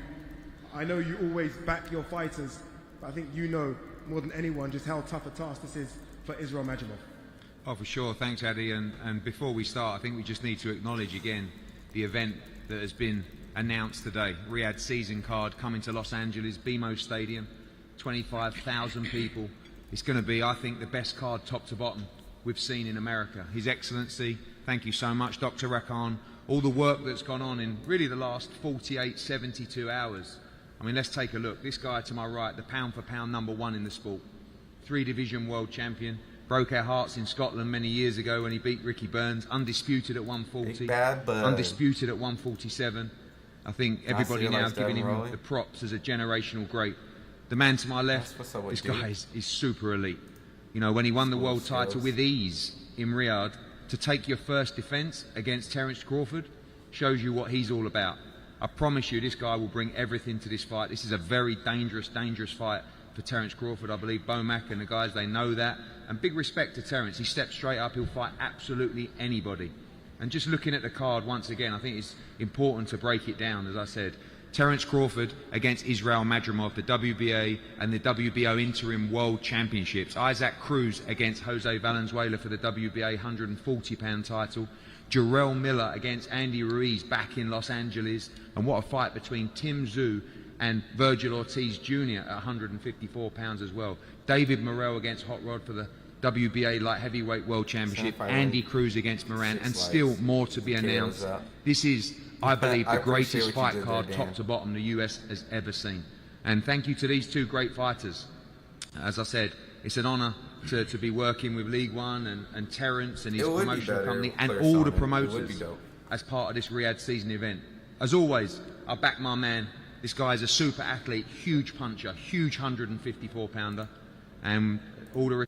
Let's speak to Madrimov's manager, Vadim Kornilov, to your far left. Vadim, you always put your fighters in tough fights. You always ask for your fighters to be in the biggest fights. This definitely ticks both of those boxes, doesn't it? Well, it's really about the boxer himself wanting the toughest fight. And to be honest with you, Israel, and Eddie can confirm this, every fight he's had so far, if there was a choice, you know, we would pick the toughest opponent we can get as he was coming up. And when I called the team, you know, when I called my brother Alik and I said, you know, we have this opportunity. At that point, we were discussing the possibility of having Israel defend his title in Uzbekistan at home. And I was like, you know, there's this opportunity, and, you know, opportunities like this come, you know, once in a lifetime sometimes. We might have it today, we might not have it tomorrow. And, you know, all the respect to Team Crawford for taking a tough fight, because I think this is going to be a real competitive fight. And I hope that, you know, Terence Crawford is going to 154 with all the confidence that he's been in all the other divisions as well. You know, as Eddie always said before, he always said that Madrimov is a top prospect, you know, one of the best prospects in the world. He said that publicly before, and I believe that now it's all proving, and Israel is here to make a point and show everybody what he's made of. I think, you know, and another point is that after the Uzbekistan situation, when I told Madrimov and the guys that the fight's going to be in Los Angeles, they said, you know, this is no different from Uzbekistan, because Joel Diaz, Tony Diaz, Israel has been training in Indio, California, basically every camp. I think every camp he's trained over there. So this is like a second home for him, and he was even more excited about that than anything else. And, you know, this is him basically defending his title in his second home, and we're looking forward to this fight. I just want to make sure that nobody forgets that when His Excellency Turki Al-Sheikh wants a fight, he wants two top guys fighting each other, no matter what division it is. And we have to remember that I think the reason this fight is happening is just because him and Dr. Rakan and, you know, the entire team, they wanted the best possible fight for Terence Crawford, and I think that's what he's going to get. Yeah, well said, Vadim. Let's go to Terence Crawford's trainer, Brian McIntyre. Bomac, so far so good, Bomac, right? Everyone that's tried to step up to Terence Crawford, you found a game plan, and you've been able to win every single time. How does this challenge differ? Maybe because of the weight jump? First of all, I just want to say thanks for everybody, you know, all the promoters, the guys that, you know, put on the show. We appreciate the, you know, the challenge. It's a tough fight, man. It's a tough fight. I told the team and Terence that, man, you know, we got to be laser focused for this guy. I've been watching him since the amateurs when he fought one of the stablemates. So, you know, I know what he brings to the table, and I definitely know what his team, his trainers, and them, Joel. You know, they always train hard. They got great champions coming out that camp. But you know, we up for the challenge. Because one thing we on a mission. We trying to unify. We trying to be undisputed again. So right now we looking at him like, you know, a good challenge, but overall he's just in the way. Was there any maybe thought about maybe just stepping your toes in the 154-pound division against an elite guy, but maybe not a world champion, just to see how Terence looks at 154? Well, I'm sure we all feel like this, and I know Bud feel like this, is in order to be the best, you must beat the best. And so far he's the best at 154, and that's what we're looking for. So, we pound for pound number one, and we're going to continue it from 54 to 60, 68, whatever, So, we ready. Terence certainly looks ready. I know you will have Terence ready as well. Let's speak to the fighters. I want to start with the champion first, Israel Madrimov. Israel, I was in Riyadh as you destroyed Kurbanov. Up next is a man that you know is the pound-for-pound #1 fighter on the planet.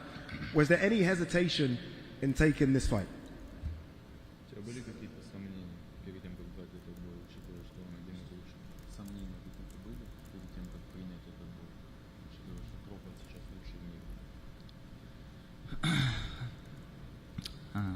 Assalamu alaikum. Hello everyone. Alhamdulillah, I am happy to be here. When I started pro career, fight best boxers, and now fighting best in the world, pound for pound, Terence Crawford, my favorite boxer. I like his style, and then big respect. But August 3, I will be ready. Как скажем, для этого я всегда боксирую, и когда слышал вот это новости, я рад был слышать этот бой. There's no hesitation because this is what I've been here in boxing for. And as soon as I heard the news, I was very happy. I knew right away that I wanted this fight. Terence Crawford, as we all know, unbeaten, a freeweight world champion. You would have watched his fight against Errol Spence, which was supposed to be a 50-50 fight, Israel, and he dominated Errol Spence. What do you think you can do to get the W? Израиль, он в крайнем своем бою, в 50 на 50 бою, который ожидали, он избил, легко победил Эрла Спенса. Ты, скорее всего, видел этот бой. Что ты думаешь об этом бое и чего ты ожидаешь в бою с тобой?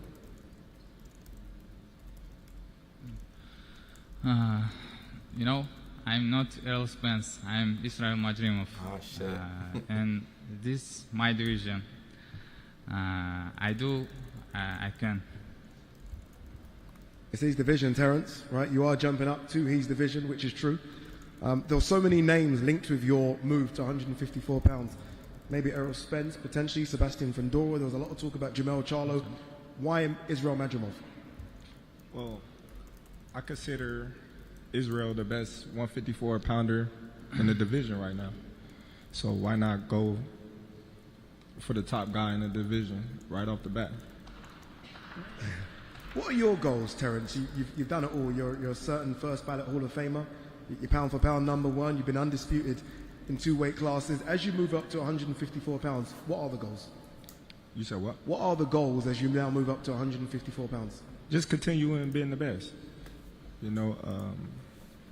I want to leave a legacy that's never been left before. Inside and outside the ring. Business minded. Just helping the young fighters coming up.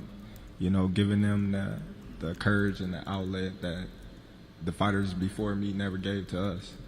And at the same time, be at the top on my game as well. So far, you've seen so many different styles, and you've been able to conquer every single style. Do you think Israel does something different from what you've seen in your previous opponents? No, not at all. I didn't see it all. I didn't been up against it all. He's very talented. He's strong.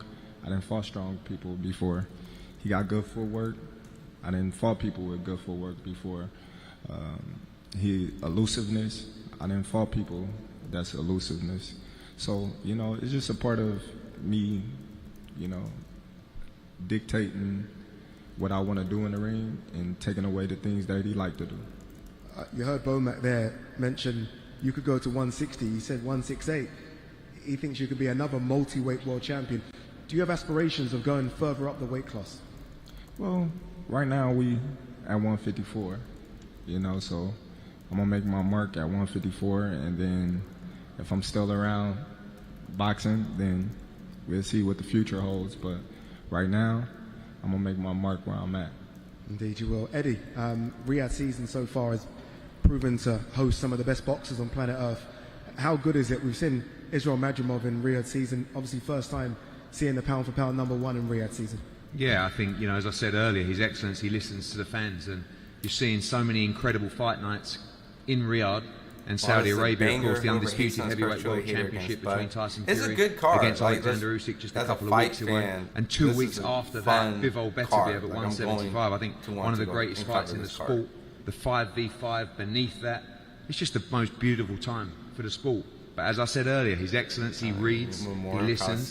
US fight fans, UK fight fans are saying, hold on, when are we going to get a taste of Riyadh season? So what does he do? He goes and brings the pound-for-pound #1 in the sport to Los Angeles for a Riyadh season event.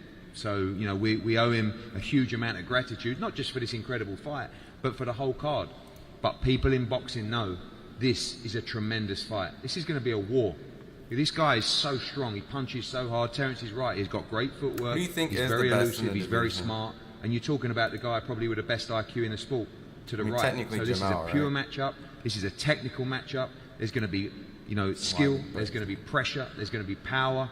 And I'm looking forward to see how Terence can move to 54. Because sometimes I keep saying these great fighters will only get beat when they move too high up the divisions. I hope it's on 154. He moves to 60, he moves to 60. I don't know what he's getting paid for. Broken again. Well, my heart's been broken before, and you've done it. You broke my heart in Glasgow once. You broke my heart with Ndongo.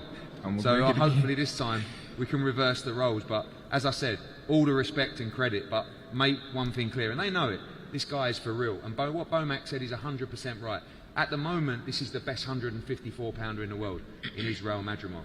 And he will give it everything. You're not talking about a guy that's past his best, who's had injuries, who's tight at the weight. You're talking about a fresh fighter that is in his absolute prime in Israel Madrimov. So he's ready for war in Los Angeles on August 3rd. Final one from both fighters. Israel, you've got a fantastic knockout record. Are you expecting to stop Terence Crawford?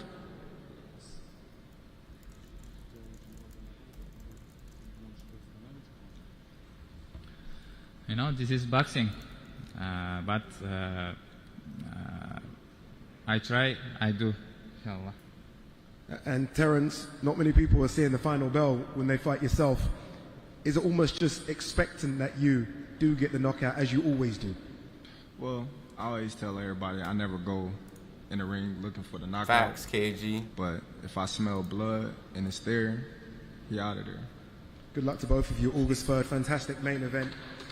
Live as well from Los Angeles. This is the big one. Terence Crawford versus Israel Madrimov. Both fighters are going to face off. Back to you, Chris, in the studio. Let me turn Wow, this down. this is a terrific. All right, so it's over, right? We're gonna have actual footage from our guys, and appreciate you guys being here for the audio. Let's rate a couple of things, right? While I have all you guys in here, right? Let's first rate the card, right? Let's rate the card, right? As boxing fans, right? Not casual fans. It's the most marketable fight, the biggest names in boxing, right? Like Riyadh season's first USA. And during the face-off, I'm gonna check up them sizing each other up and stuff. But damn, Terence is taller than Israel Madrimov. But is this card, as a boxing fan, consumer worthy? Like, would you tune into this card? I would tune in this card strictly just because there's a lot of interesting matchups, right? Yeah, Terence is a little bit taller.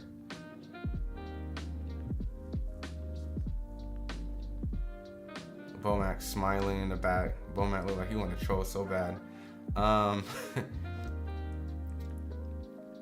This is a pretty fun stacked up card, right?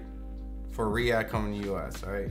I like the card. I like all the matchups. Plus, they didn't put in Virgil Ortiz. I mean, they brought it up, but Virgil Ortiz and Tim Tszyu, ideally, would be on. So, let's go down. Terence Crawford versus Israel Madrimov. Virgil Ortiz versus Tim Tszyu. Pitbull Cruz versus Rayo Venezuela. Andy Ruiz versus Big Baby Miller. Andy Cruz is on there versus Antonio Moran. Barometer fight, right? David Morrell is also on the card. I like the card.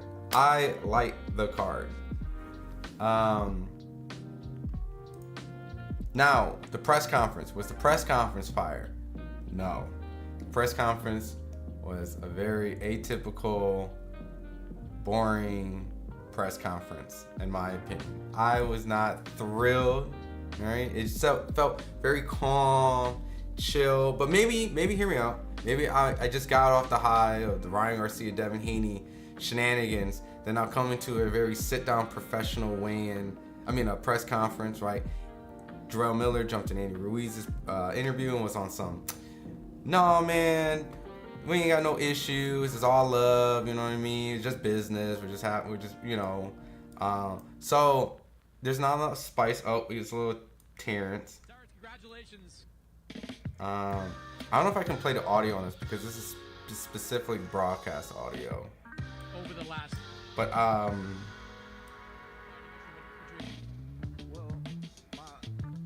way to 154 led me to be fighting Israel. I consider him the best, junior middleweight fighter in the division right now. And when Turkey okay. had called me, he was just like, "Hey, this is a fight that we want to make." I was like, "Hey." I got the audio like super low in the music just because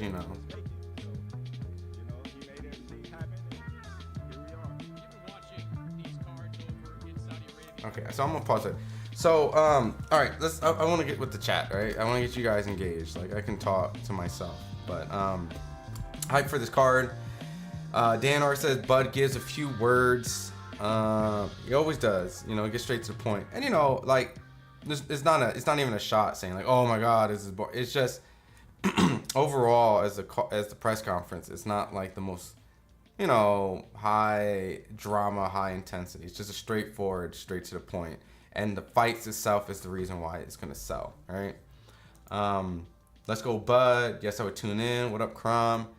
Probably not, honestly. Oh, really? What up, Joseph? Oh, I love your icon, man. Where's the fro? It's tied up right now just because it's all in my face and shit. So, Dan, wow. They both wasn't afraid at the face-off. They weren't. Super interesting fights. My boy KG. And real quick, guys, just shout out KG. KG does interviews here at FightHype, so he will be covering a lot of fights coming up. So he was at the Devin versus Ryan fight, so he did a great job. The Fight Fans card for sure. I agree. Lelos, what up, Lelos? Fantastic fight. Crawford should win, but he's going to sweat and bleed. I have a weird little feeling that this fight is a lot more tougher than the fans are going to give credit for, right? Just because it's not a sexy name. It's just like Mean Machine. I love Eddie Hearn. He's the best promoter hands down in the game. Eddie's trying, right? He's got a lot of criticism about coming in America and doing things like that. So this is like, I think, round 2. Round 1 was the zone. Round 2 is coming in America with Riyadh, right? Turkey Ali Sheet. So it's a good change from the crazy conferences, just strictly business skills. And I agree, right? So I wouldn't rate this as one of my favorite. Like, I can't go back to this press conference, right? And there's no highlights into it. But as just like a professional setting, right? When I got the invitation to go to it, I did a little research. Obviously, I stayed here to do stuff in Vegas. But I looked at the ballroom, and I was like, yo, this is a really nice ballroom. Like, a really, really nice ballroom. So I get a good sense that everyone kind of came on their most professional, well-behaved, and especially with, I guess, Turkey Ali Sheik being kind of putting this on, there's probably a certain level of expectation, right? Bud beats everybody, favorites boxer. The Tank Martin Conference may get crazy. I agree. That one might get crazy. Top and bottom good fights worth the bread. I agree. Bud is about to stop this boy. I got Terence. Like, if people ask me, I got Terence. Eddie Hearn, he seems to be the favorite of many fighters. In 5 years in time, he'll be like the biggest. He never argues with his clients. Never had bad blood with nobody. You know, I know as an American fight fan, we give Eddie a lot of shit. All right, I put myself in that category, right? When he first came in there, I definitely asked him a lot of tough questions, yada yada. But at the end of the day, when he does put on somewhat events that may have never would have potentially happened, even sometimes maybe a little past this, prime or due, right? Like the Wilder and AJ fight was supposed to happen many times, and it almost seemed like it was going to happen, but it didn't because of Wilder not fulfilling his obligation beating Parker. But there's certain fights that are being made that would have probably still never been made, and I appreciate that. Is this Rayo's first fight at 140? I don't know. I would have to look at BoxRec. I'm not going to sit here and act like I'm this encyclopedia that it knows that by fact. But off the top of my head, I would assume maybe... I mean, Nelson Hampton looks like he weighed 137, but that's early on. So, yeah, this would probably be like legitimately like his first 140, like having to be at 140. But Pitbull was a 135 pounder, 130. So it's kind of just two guys blown up and another weight class. So it would be a banger. Madrimov can punch. I agree. Anybody but Boots. Boots isn't available. Sure, this is what we wanted. I mean, I would love to see Bud and Boots, but it looks like Terence went up to 154 and Boots stayed at 147 to defend his title against Cody Crowley. So I don't think that fight's ever going to happen. I'm not going to blame anyone in this situation. And Hearn has already stated the Crowley fight's already done. So yes, Boots is not available. When was the last time we had another fight card this stacked? Many of these fights could have been their own main event. In the modern era, I guess, yeah. But I think we need to start having more of these type of cards, right? And I'm not saying this is the greatest stat card since, Don King cards, right? I think there has been a lot of good stat cards, over time. I think there was a lot of praise for certain... I mean, I think people praised the PBC card, especially after it was over, right? So, I mean, I don't want to get too much into the whole, this is an extremely overly whelmed stat card. But I think cards should start to be like this more, right? We shouldn't have 10 prospect undercard fights before a main event, We should have supporting co-main title shot. We should have former world champions undercard. We should have, a couple high-level prospects. We should have 50-50 matchups. We should have eliminator matchup cards. And, everyone's had their share of having those cards. I think PBC's done those before. I think Matchroom has done those before. And certain spots, Top Rank has too. It might not have been what the fight fans want. I mean, the casual fans want. So, just a little bit of everywhere. Boots will get stopped. He's a hype job. The idea is to make Boots fight or Canelo fight next if everyone wins their respective fights. I think that's what Bud is trying to hopefully get out of this. Young dude going to try and jump on Bud early, not let Bud think like he does. I don't think Madrimov is young. Israel Madrimov is... you're right. I guess he's young, right? 29. I guess I felt like he's a little bit older, right? But no. I agree. We should have the fights the fight fans want, right? And I'm not saying like there's politics, right? But should we anoint Jarrell Miller versus Andy Ruiz as a main event? We should kind of slowly get away from that. Like they should have that as a supporting card fight now, right? Like these guys are slowly in the crossroads of their career, so if not already are. So like I wouldn't want to have that as a main event. I would want that as an undercard. I wouldn't want Pitbull versus Rayo as a main event. You could but I wouldn't want that as a main event. I would want that as a supporting. Virgil Ortiz versus Tim Tszyu, great fight. I would want that as a supporting fight, not a main event. It could be a main event on like a non-pay-per-view kind of boxing after dark kind of fight. Like a lot of these really are boxing after dark fights. But because the fighters are a lot more savvy about business, they have learned to position themselves as main events. As they should. Right? So I'm not knocking the fighters. But as a fight fan, you know, a lot of these fights really are supportive undercard fights, which at this point, the only one that you can really maybe argue off it is Pitbull versus Rayo.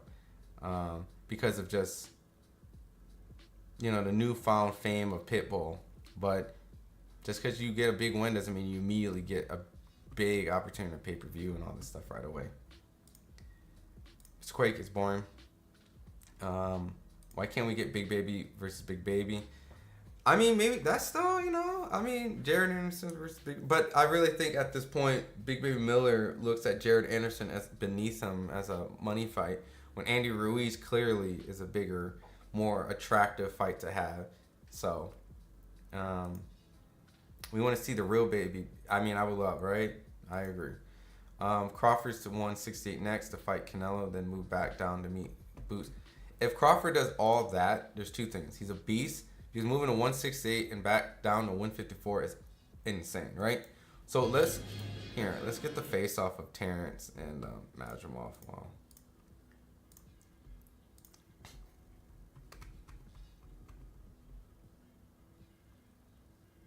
All right.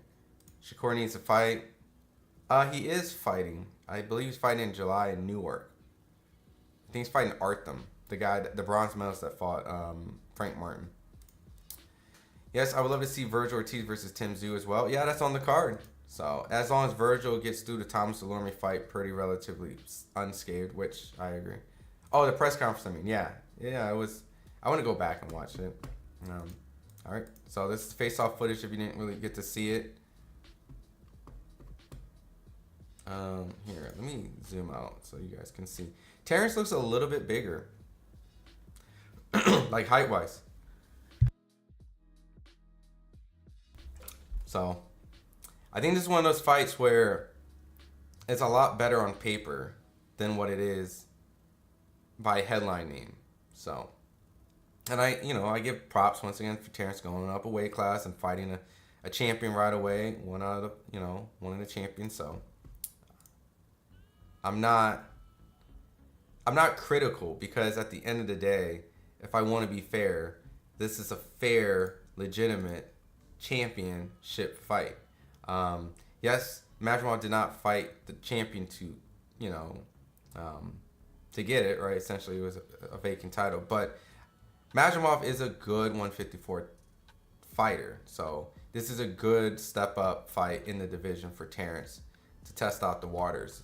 And so he wouldn't just get the WBA, right? So real quick on the right, won't just get Madrimov's belt, but he'll be getting an interim WBO title, which aligns him essentially to be next for Fedor, right?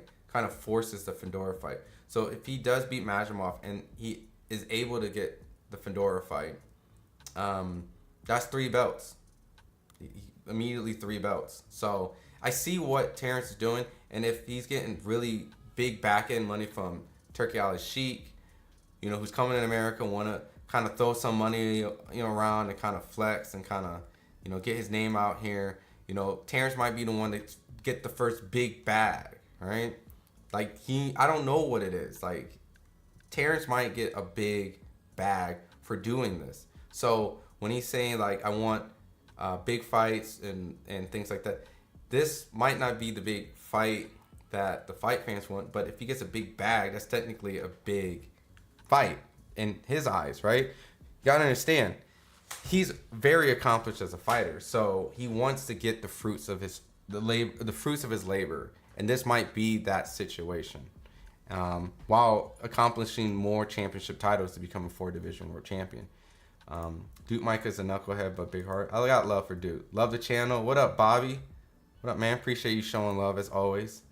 Tim Tszyu might get stopped.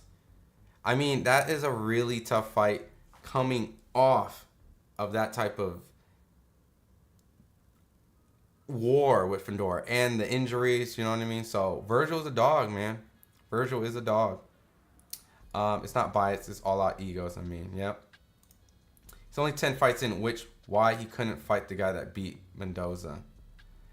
You know, and that's where it's like, I got Terence, right? I don't see Terence lose in this fight. But we just saw Devin Haney lose to Ryan Garcia. So it's always a reminder that anything can happen. Andy Ruiz is on this card for beating Anthony Joshua.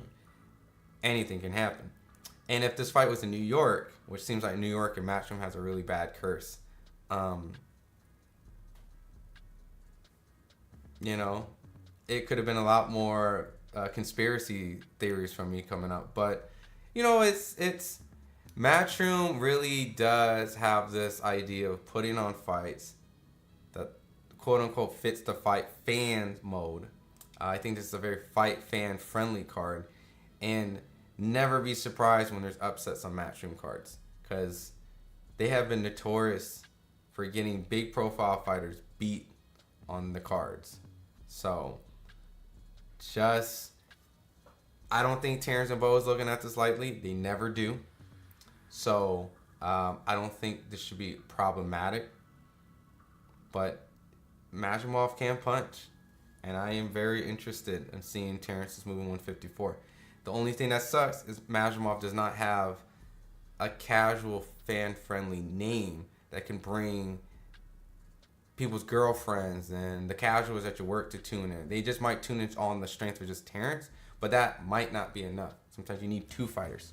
So, because it's really hard to make big fights to be a big success, right? Like, we got to see Devin and Ryan's number, even though that was like a big fight in boxing and it did get a lot of attention from other outlets, especially from Ryan's antics. We don't know what the pay-per-view is going to be. So for that alone, you know, it just shows how hard it really is to get people to tune in. They're almost the same height. BoxRec shows Madrimov. Really? He's taller? Unless maybe my eyes are deceiving. Or, well, maybe Terence is wearing different type of shoes than Madrimov. But he looked a little bit taller right here, right? Am I tripping? Like, Terence looks slightly taller. So, brings more eyes around. What up, Dramone? He's a Madrimov champion. Yeah. Yep, that's why boxing's so exciting. The upsets happen. Boyacek should have been fighting Bud. He is the WBC champion. That could have been a potential option, right? But then, you know, it falls into the same category. Boyacek, like a name that's like that, like Madrimov, right? Boyacek and Madrimov are almost similar when it comes to markability. But Terence might get a bigger bag with the Turkey Alley Sheik situation. So, you know, and Terence has been very crafty with his business moves. Terence has been enlightened even more than he already has from after the Spence fight. And Terence, who kind of was in a driving seat, at least on the top rank side, for what he was capable of getting. He's a lot more, has more power and more leniency to get what he wants. And so he probably got what he wanted in this fight. I have to make some phone calls, get Clarissa Shields in the car. Why is she not on the record event? I don't know. Yeah, maybe Turkey Alley Sheik can get Clarissa versus Alicia Baumgartner to happen, right? That or Boxer Stacks are wrong, which happens. Yeah, I mean, they're relatively close. I mean, it's not like Terence is significantly bigger. But just from this face-off that we got, they're pretty close. Half an inch. I mean, like I said, Terence looked a little bit taller, but it could be shoes. But they're about the same, right? So this seems like an evenly...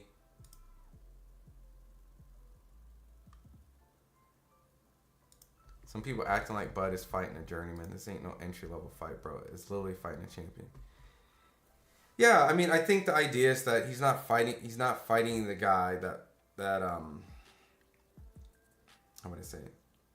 He's not beating the guy that beat the guy. He's beating the guy that fought for a vacant title, right? But at some point, he was next lined up. So it's no different from Boots, right? Boots didn't beat Terence for the belts, and a lot of people have criticized him.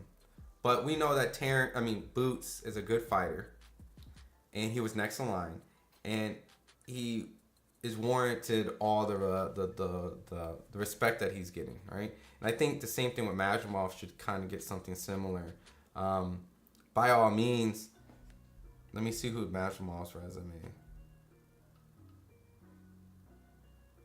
I mean, that last fight against Magmid Korobovanov.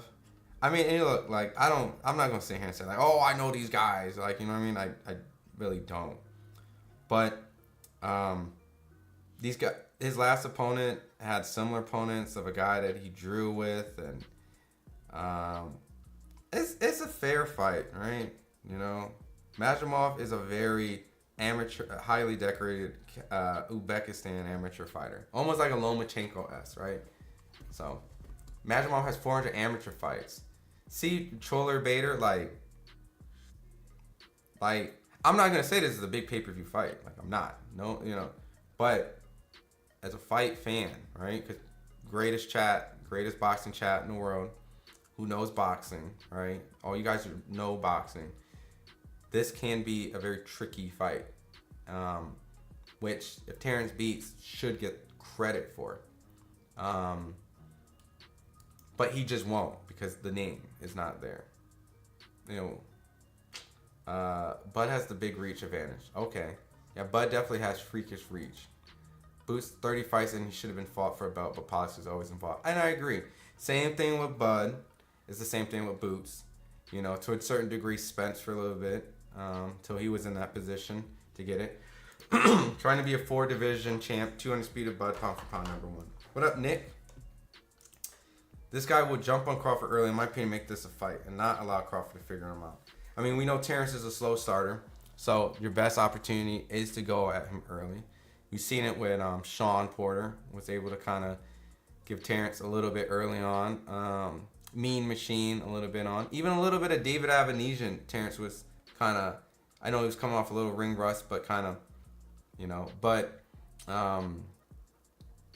you can see in every fight he gets turned up more and more, and even if he's beating you, the beating becomes even more prominent, right? So you definitely, like guys like Terence, Gervonta, even Floyd, those guys, they kind of download you, essentially, what you hear all the time. And then the worse it goes, they shift gears, you know, and that's what makes these guys special. They'll go from gear 1 to 2 to 3 to 4 to 5 to 6. The next thing you know, they're going at 200 miles per hour. But your best opportunity is right when they're starting to get that early lead in the race. So, but Madrimov can punch, dude. Where's this fight? Vegas, LA. It's going to be in LA. I know 100%. I'm pretty sure my boy Frankie will be the guy running the scene there. And I'm going to try to jump there and cover the fight with him.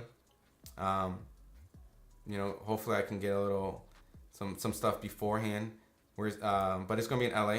Madrimov will earn respect out of this fight, win or lose. I mean, anyone who fights, look, Brian got respect for fighting Tink, even though he lost. I know Ryan got more respect for beating Devin, so of course. Yeah, that's true. Madrimov has an amazing amateur record. LA styles do make fights the great. I agree. Joseph E, thanks. Bro, this guy can crack. No limit bright. What's up? Bud is moving up again in weight. This dude Bud fights strong as F. And a world champion. Are people trying to downplay?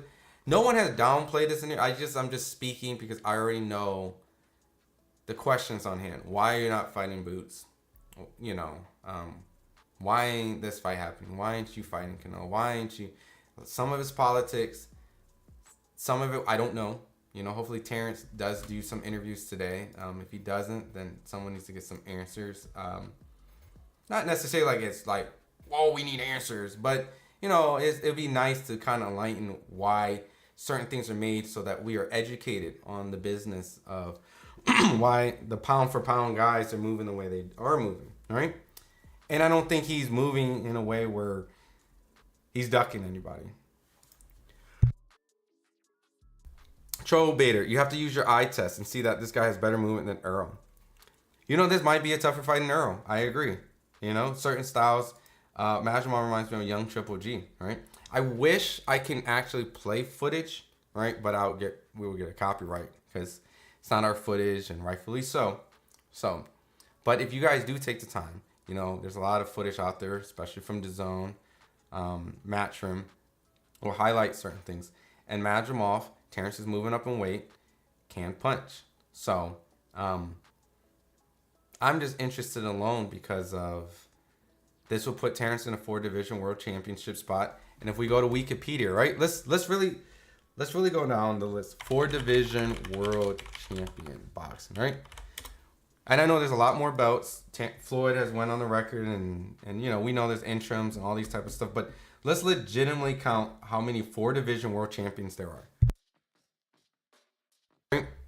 And I'll get to the chat. Let's really break down the list of names, because this would put him in a division. I mean, a list of names. So Hannah Gabriel as a female. I'm gonna knock the females out. Neko Fuji Ioka, which, no, I'm not gonna front. I don't have my homework on this chick, but there's only 3 females. And Amanda Serrano. Clarissa Shields to me is the GWOAT, and I think she can do 4, but she's in, like, smaller weight class, you can kind of move a little bit easier. But I would, if Clarissa could probably make this list if she wanted to. But 4 females. Now let's go into men's. Kosei Tanaka, great Japanese fighter. Naoya Inoue, and he's only 4-division good fight. Canelo Alvarez, you know, and you're starting to see him kind of slowly have difficulty in that 4th division. Leo Santa Cruz, Kazuto Ioka, Donnie Nientes. These guys have only tapped out in 4 weight classes, and they're the smaller ones, so the jumps are easier, and they only tapped out. Mikey Garcia, Gonzalez. You see a lot of them are smaller, right? But Adrian Broner really could have maybe almost been a 5-division. So Adrian Broner in his prime. Miguel Cotto, Donaire, Marquez, Jorge Arce. You're hearing the names, right? You guys are hearing the names. Eric Morales, Manny Pacquiao, Floyd Mayweather, Roy Jones Jr., Leo Gomez with small weight class. I'm not going to front. I don't really know too much. I have to do my homework on him. De La Hoya, Pernell Whitaker, Roberto Duran, Sugar Ray Leonard, and Tommy Hearns. That list alone is all like Hall of Famers. That's all Hall of Famers. So if it was so easy before division, then we would have a lot more, right? Lomachenko is not even a 4-division, right? And even if he beat Devin, became undisputed, he still would have been a 3-division, right? So being a 4-division world champion, regardless of the names, regardless of the opponents, regardless of the... Sorry, I need to get some water. But I just want you guys to marinate real quick right before I read the chat. Like, that is not easy to do. So, it's really hard.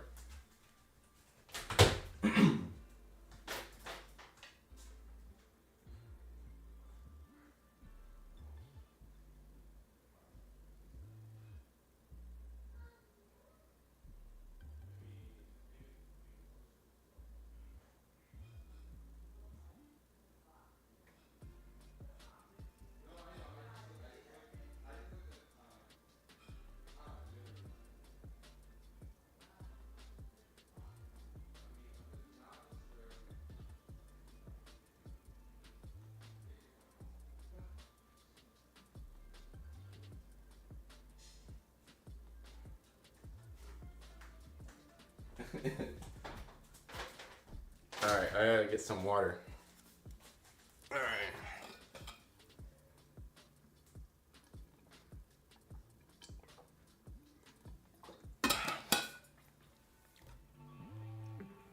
Alright, so, yeah, so all I'm saying is that as just credibility as the boxing, right?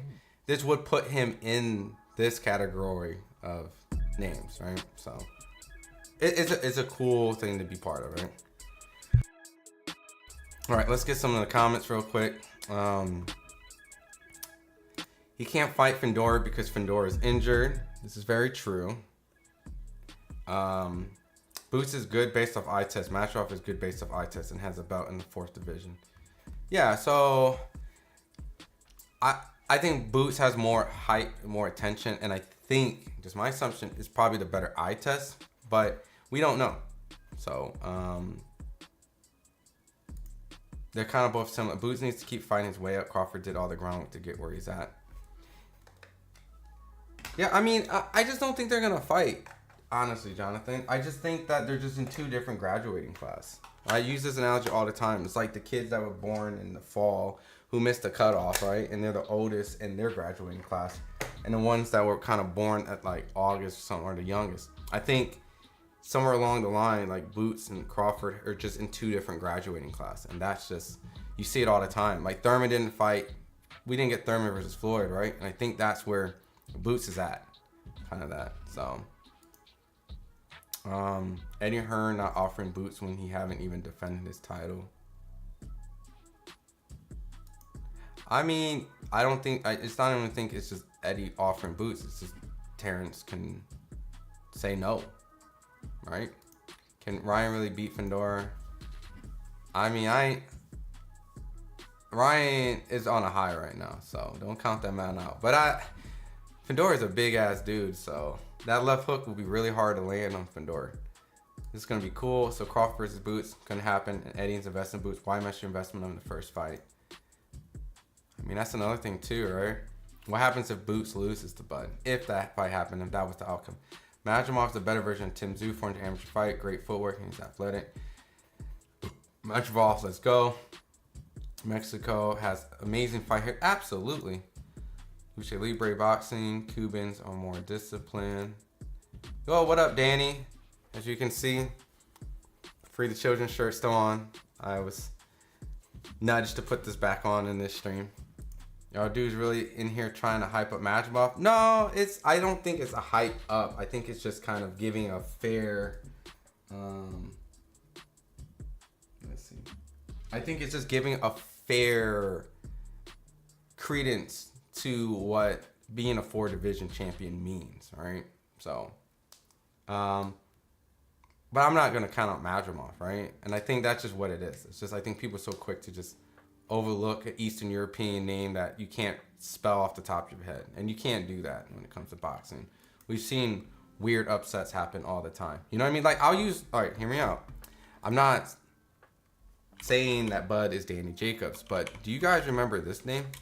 When Danny Jacobs had all the attention, right? Do you guys remember this name? I want to test your guys' how long you guys been in boxing. Remember this name? Remember this name? This man put Danny Jacobs' ass like on the canvas and put him out. Danny Jacobs. At least I can get some pictures, right? I can't play the audio. Y'all remember this shot? That's Danny Jacobs. All the hype. Dmitry Pirog. Remember this fight? Not saying that this guy won, but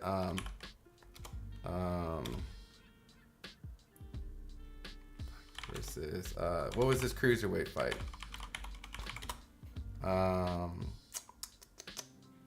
Oh yeah, the gold medalist, right?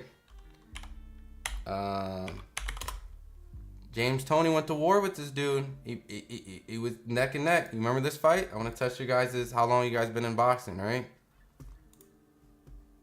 You guys remember this? Remember this? Vasily Jirov, the gold medalist versus James Toney when he moved up multiple different divisions and went to war. All right? That's all I'm saying, right? That's all I'm saying. I'm not saying that I'm picking Madrimov, and I'm not hyping up Madrimov. Like, he's this Hall of Fame fighter. I'm not. I'm just saying these type of fights do exist, and they have existed, where a marketable name, a well-known, proven pound-for-pound fighter like James Toney went to war and was tested when he moved up. Oh, yo, Antonio Tarver and Montel Griffin was on this card too. Yo, this was a sleeper card, man. This is what I'm saying. This was HBO Boxing After Dark. This is low key. This card is low key a glorified HBO Boxing After Dark. Just, I would say better because Terence is coming off the Errol Spence one. So I would, but you get kind of what I'm saying, like Tarver versus Montel Griffin. So all I'm saying is that this fight gives me some of that concern, just a little bit, which Terence and Bomax said they're not taking them lightly. That's what you can get from these kind of Eastern European fighters. Deep amateur background, undefeated. Well, Madrimov's not undefeated, but he has a draw. But you know, that's all I'm saying. Bud's fighting for history. Tank should go to 126 and collect a belt. Tank can do whatever he wants, and Ryan essentially didn't need a belt, right? So 4 division champ is also gonna do that. Boots fight, don't have much behind it. This man is ducking Boots to fight a dude nobody knows that ain't even got 15 fights. I mean, look, I got a lot of love for Boots, right? And then this is what I want to say, right? All right. I made this video, John Ennis versus Cody Crowley, right? So you can see all the views around. I got a lot of love for John Ennis, and I actually got a lot of love for Cody Crowley. Like, me covering boxing, you meet all these guys, I don't have any ill will towards any of the guys. So I'm just only John Ennis announced his fight with Cody Crowley. 3.3 thousand views. I don't know how much more of a name that Boots can provide than like fight fans. We're gonna want to watch it, but it's hard to separate what the fight fans want and really sit there and go, is it a big fight? A big fight. And maybe, yes, Madrimov is not a big fight, but what is Terence getting paid to fight Madrimov? Would he get paid that for Boots? So maybe he got a big bag, right? And then plus, Terence is able to fight for 4 divisions. Maybe Turkey threw him a lot of money. And when Ryan would say, yeah, I'll fight Boots, there was a lot of people that night that just didn't know who Boots was. No shot at Boots, but that was just the reality of it. Like, Boots is just slowly entering the realm, and he will have his time to shine. And I want Boots to be successful. And I, as a fight fan, I would want Bud versus Boots. I would want that. But I just accepted and live in reality that that fight probably ain't never gonna happen. And if it does happen, I would be shocked and I'll be ecstatic and happy, just like you guys are, for both to fight each other. Bud is the GOAT, no debate. I'm pissed AB fell off like a bag of dope. Then I'll fight Canelo. Then he'll fight Canelo at 168 if available next. Boots have to wait. You know, and Bud does want Canelo. That was meh. Nah, the press conference isn't worth replaying. I wouldn't go back and rewatch it, right? Personally. Let me see. Did Terence do? Terence left. I'm gonna check real quick to see if Terence even did anything afterwards.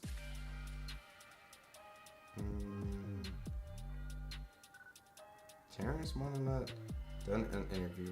Might have Bomac. I see Bomac's done some interviews. So, just looking online. Okay, cool. I'm gonna read a couple more, and then I'm gonna take a little break to get ready for an interview I gotta do some Zoom interviews, and then we'll be coming back to talk about the Floyd Mayweather, Bill Haney, stuff. Not the personal stuff, but just more like, was there some truth being said in these conversations and all the stuff going on? Boots should fight Ryan Garcia. I mean, that's if Ryan wants to fight Boots, right? Ryan has the driver's seat. Trust me, dude, Boots will fight everybody and anybody. The question is, would they want to fight him and give him an opportunity, right? I know Boots is a fighter. I wouldn't call him desperate, but it's the closest thing to desperate of wanting to be given an opportunity to show the world that he is that guy. So maybe desperate is that word in a flattery sense, where he is just foaming at the mouth for one of these guys with a big following, a fan base, where he can actually garnish this casual attention and not just the imagination of hardcore boxing fans that already recognize through eye tests. And the only thing we can say is, who has he fought? And he needs to work his way up. But he's a good fighter. So he doesn't want these fights. It's just, would Ryan give that to him? Doubt it. Why would he? He has other opportunities, and that's how boxing works. Bud moved up, headed straight to an undefeated fight, the champ. Can't be mad at it. especially if hypothetically he's getting a bag for it. Crawford may not even ever fight Boot because Crawford's getting old and Boot's getting better. And that might be the reality of certain stuff too. He might recognize like that's a tough fight and I ain't getting rewarded for that. Not saying I don't think I can't beat him, but you know, I worked too hard to now give up my position. Give me Ryan Garcia versus Pitbull or Ryan Garcia versus Boots. Low key want the Boots fights bad. I got a lot of love for Boots. Just everything like I said, reading this this comment is how I feel. Never underestimate. You can never underestimate. It doesn't matter. Devin showed that anything can happen. You know, I, as a fight fan, underestimated Ryan Garcia's potential. And that's why I'm wearing this Ryan Garcia shirt to kind of eat crow that I was wrong. And it's okay to be wrong. That's why we watch boxing. People said the same thing about Bivol when he was facing Canelo. Yeah. You know, people overlook Bivol. And when Bivol beat Canelo, it was very hindsight. Oh, should have known. He's a bigger guy, amateur background, and yada, yada, yada. And Canelo, you know, same thing with Ryan and Devin. Oh, we should have known. Ryan beat him 3 times in amateurs. He came in 3.2 pounds over. He has a good left hook. Devin, questionable chin, yada, yada, yada. All that stuff. So, yeah, he did beat Danny bad, right? So, you know, Pirog had more skills than Triple G. I wish we had Pirog versus Triple G. Damn, Keith D voice, right? Back injury took him out. I know, right? Pirog was a guy that we would never go back and know. I mean, we can't go back and actually figure out how good he was, but we knew he was good, right? And he was styling on Danny Jacobs at the end. So we watched Ryan Garcia pull off a huge upset, so anything can happen with Madrimov. I still pick Bud as boxing. Y'all talk like upsets don't happen. And I agree, Crom.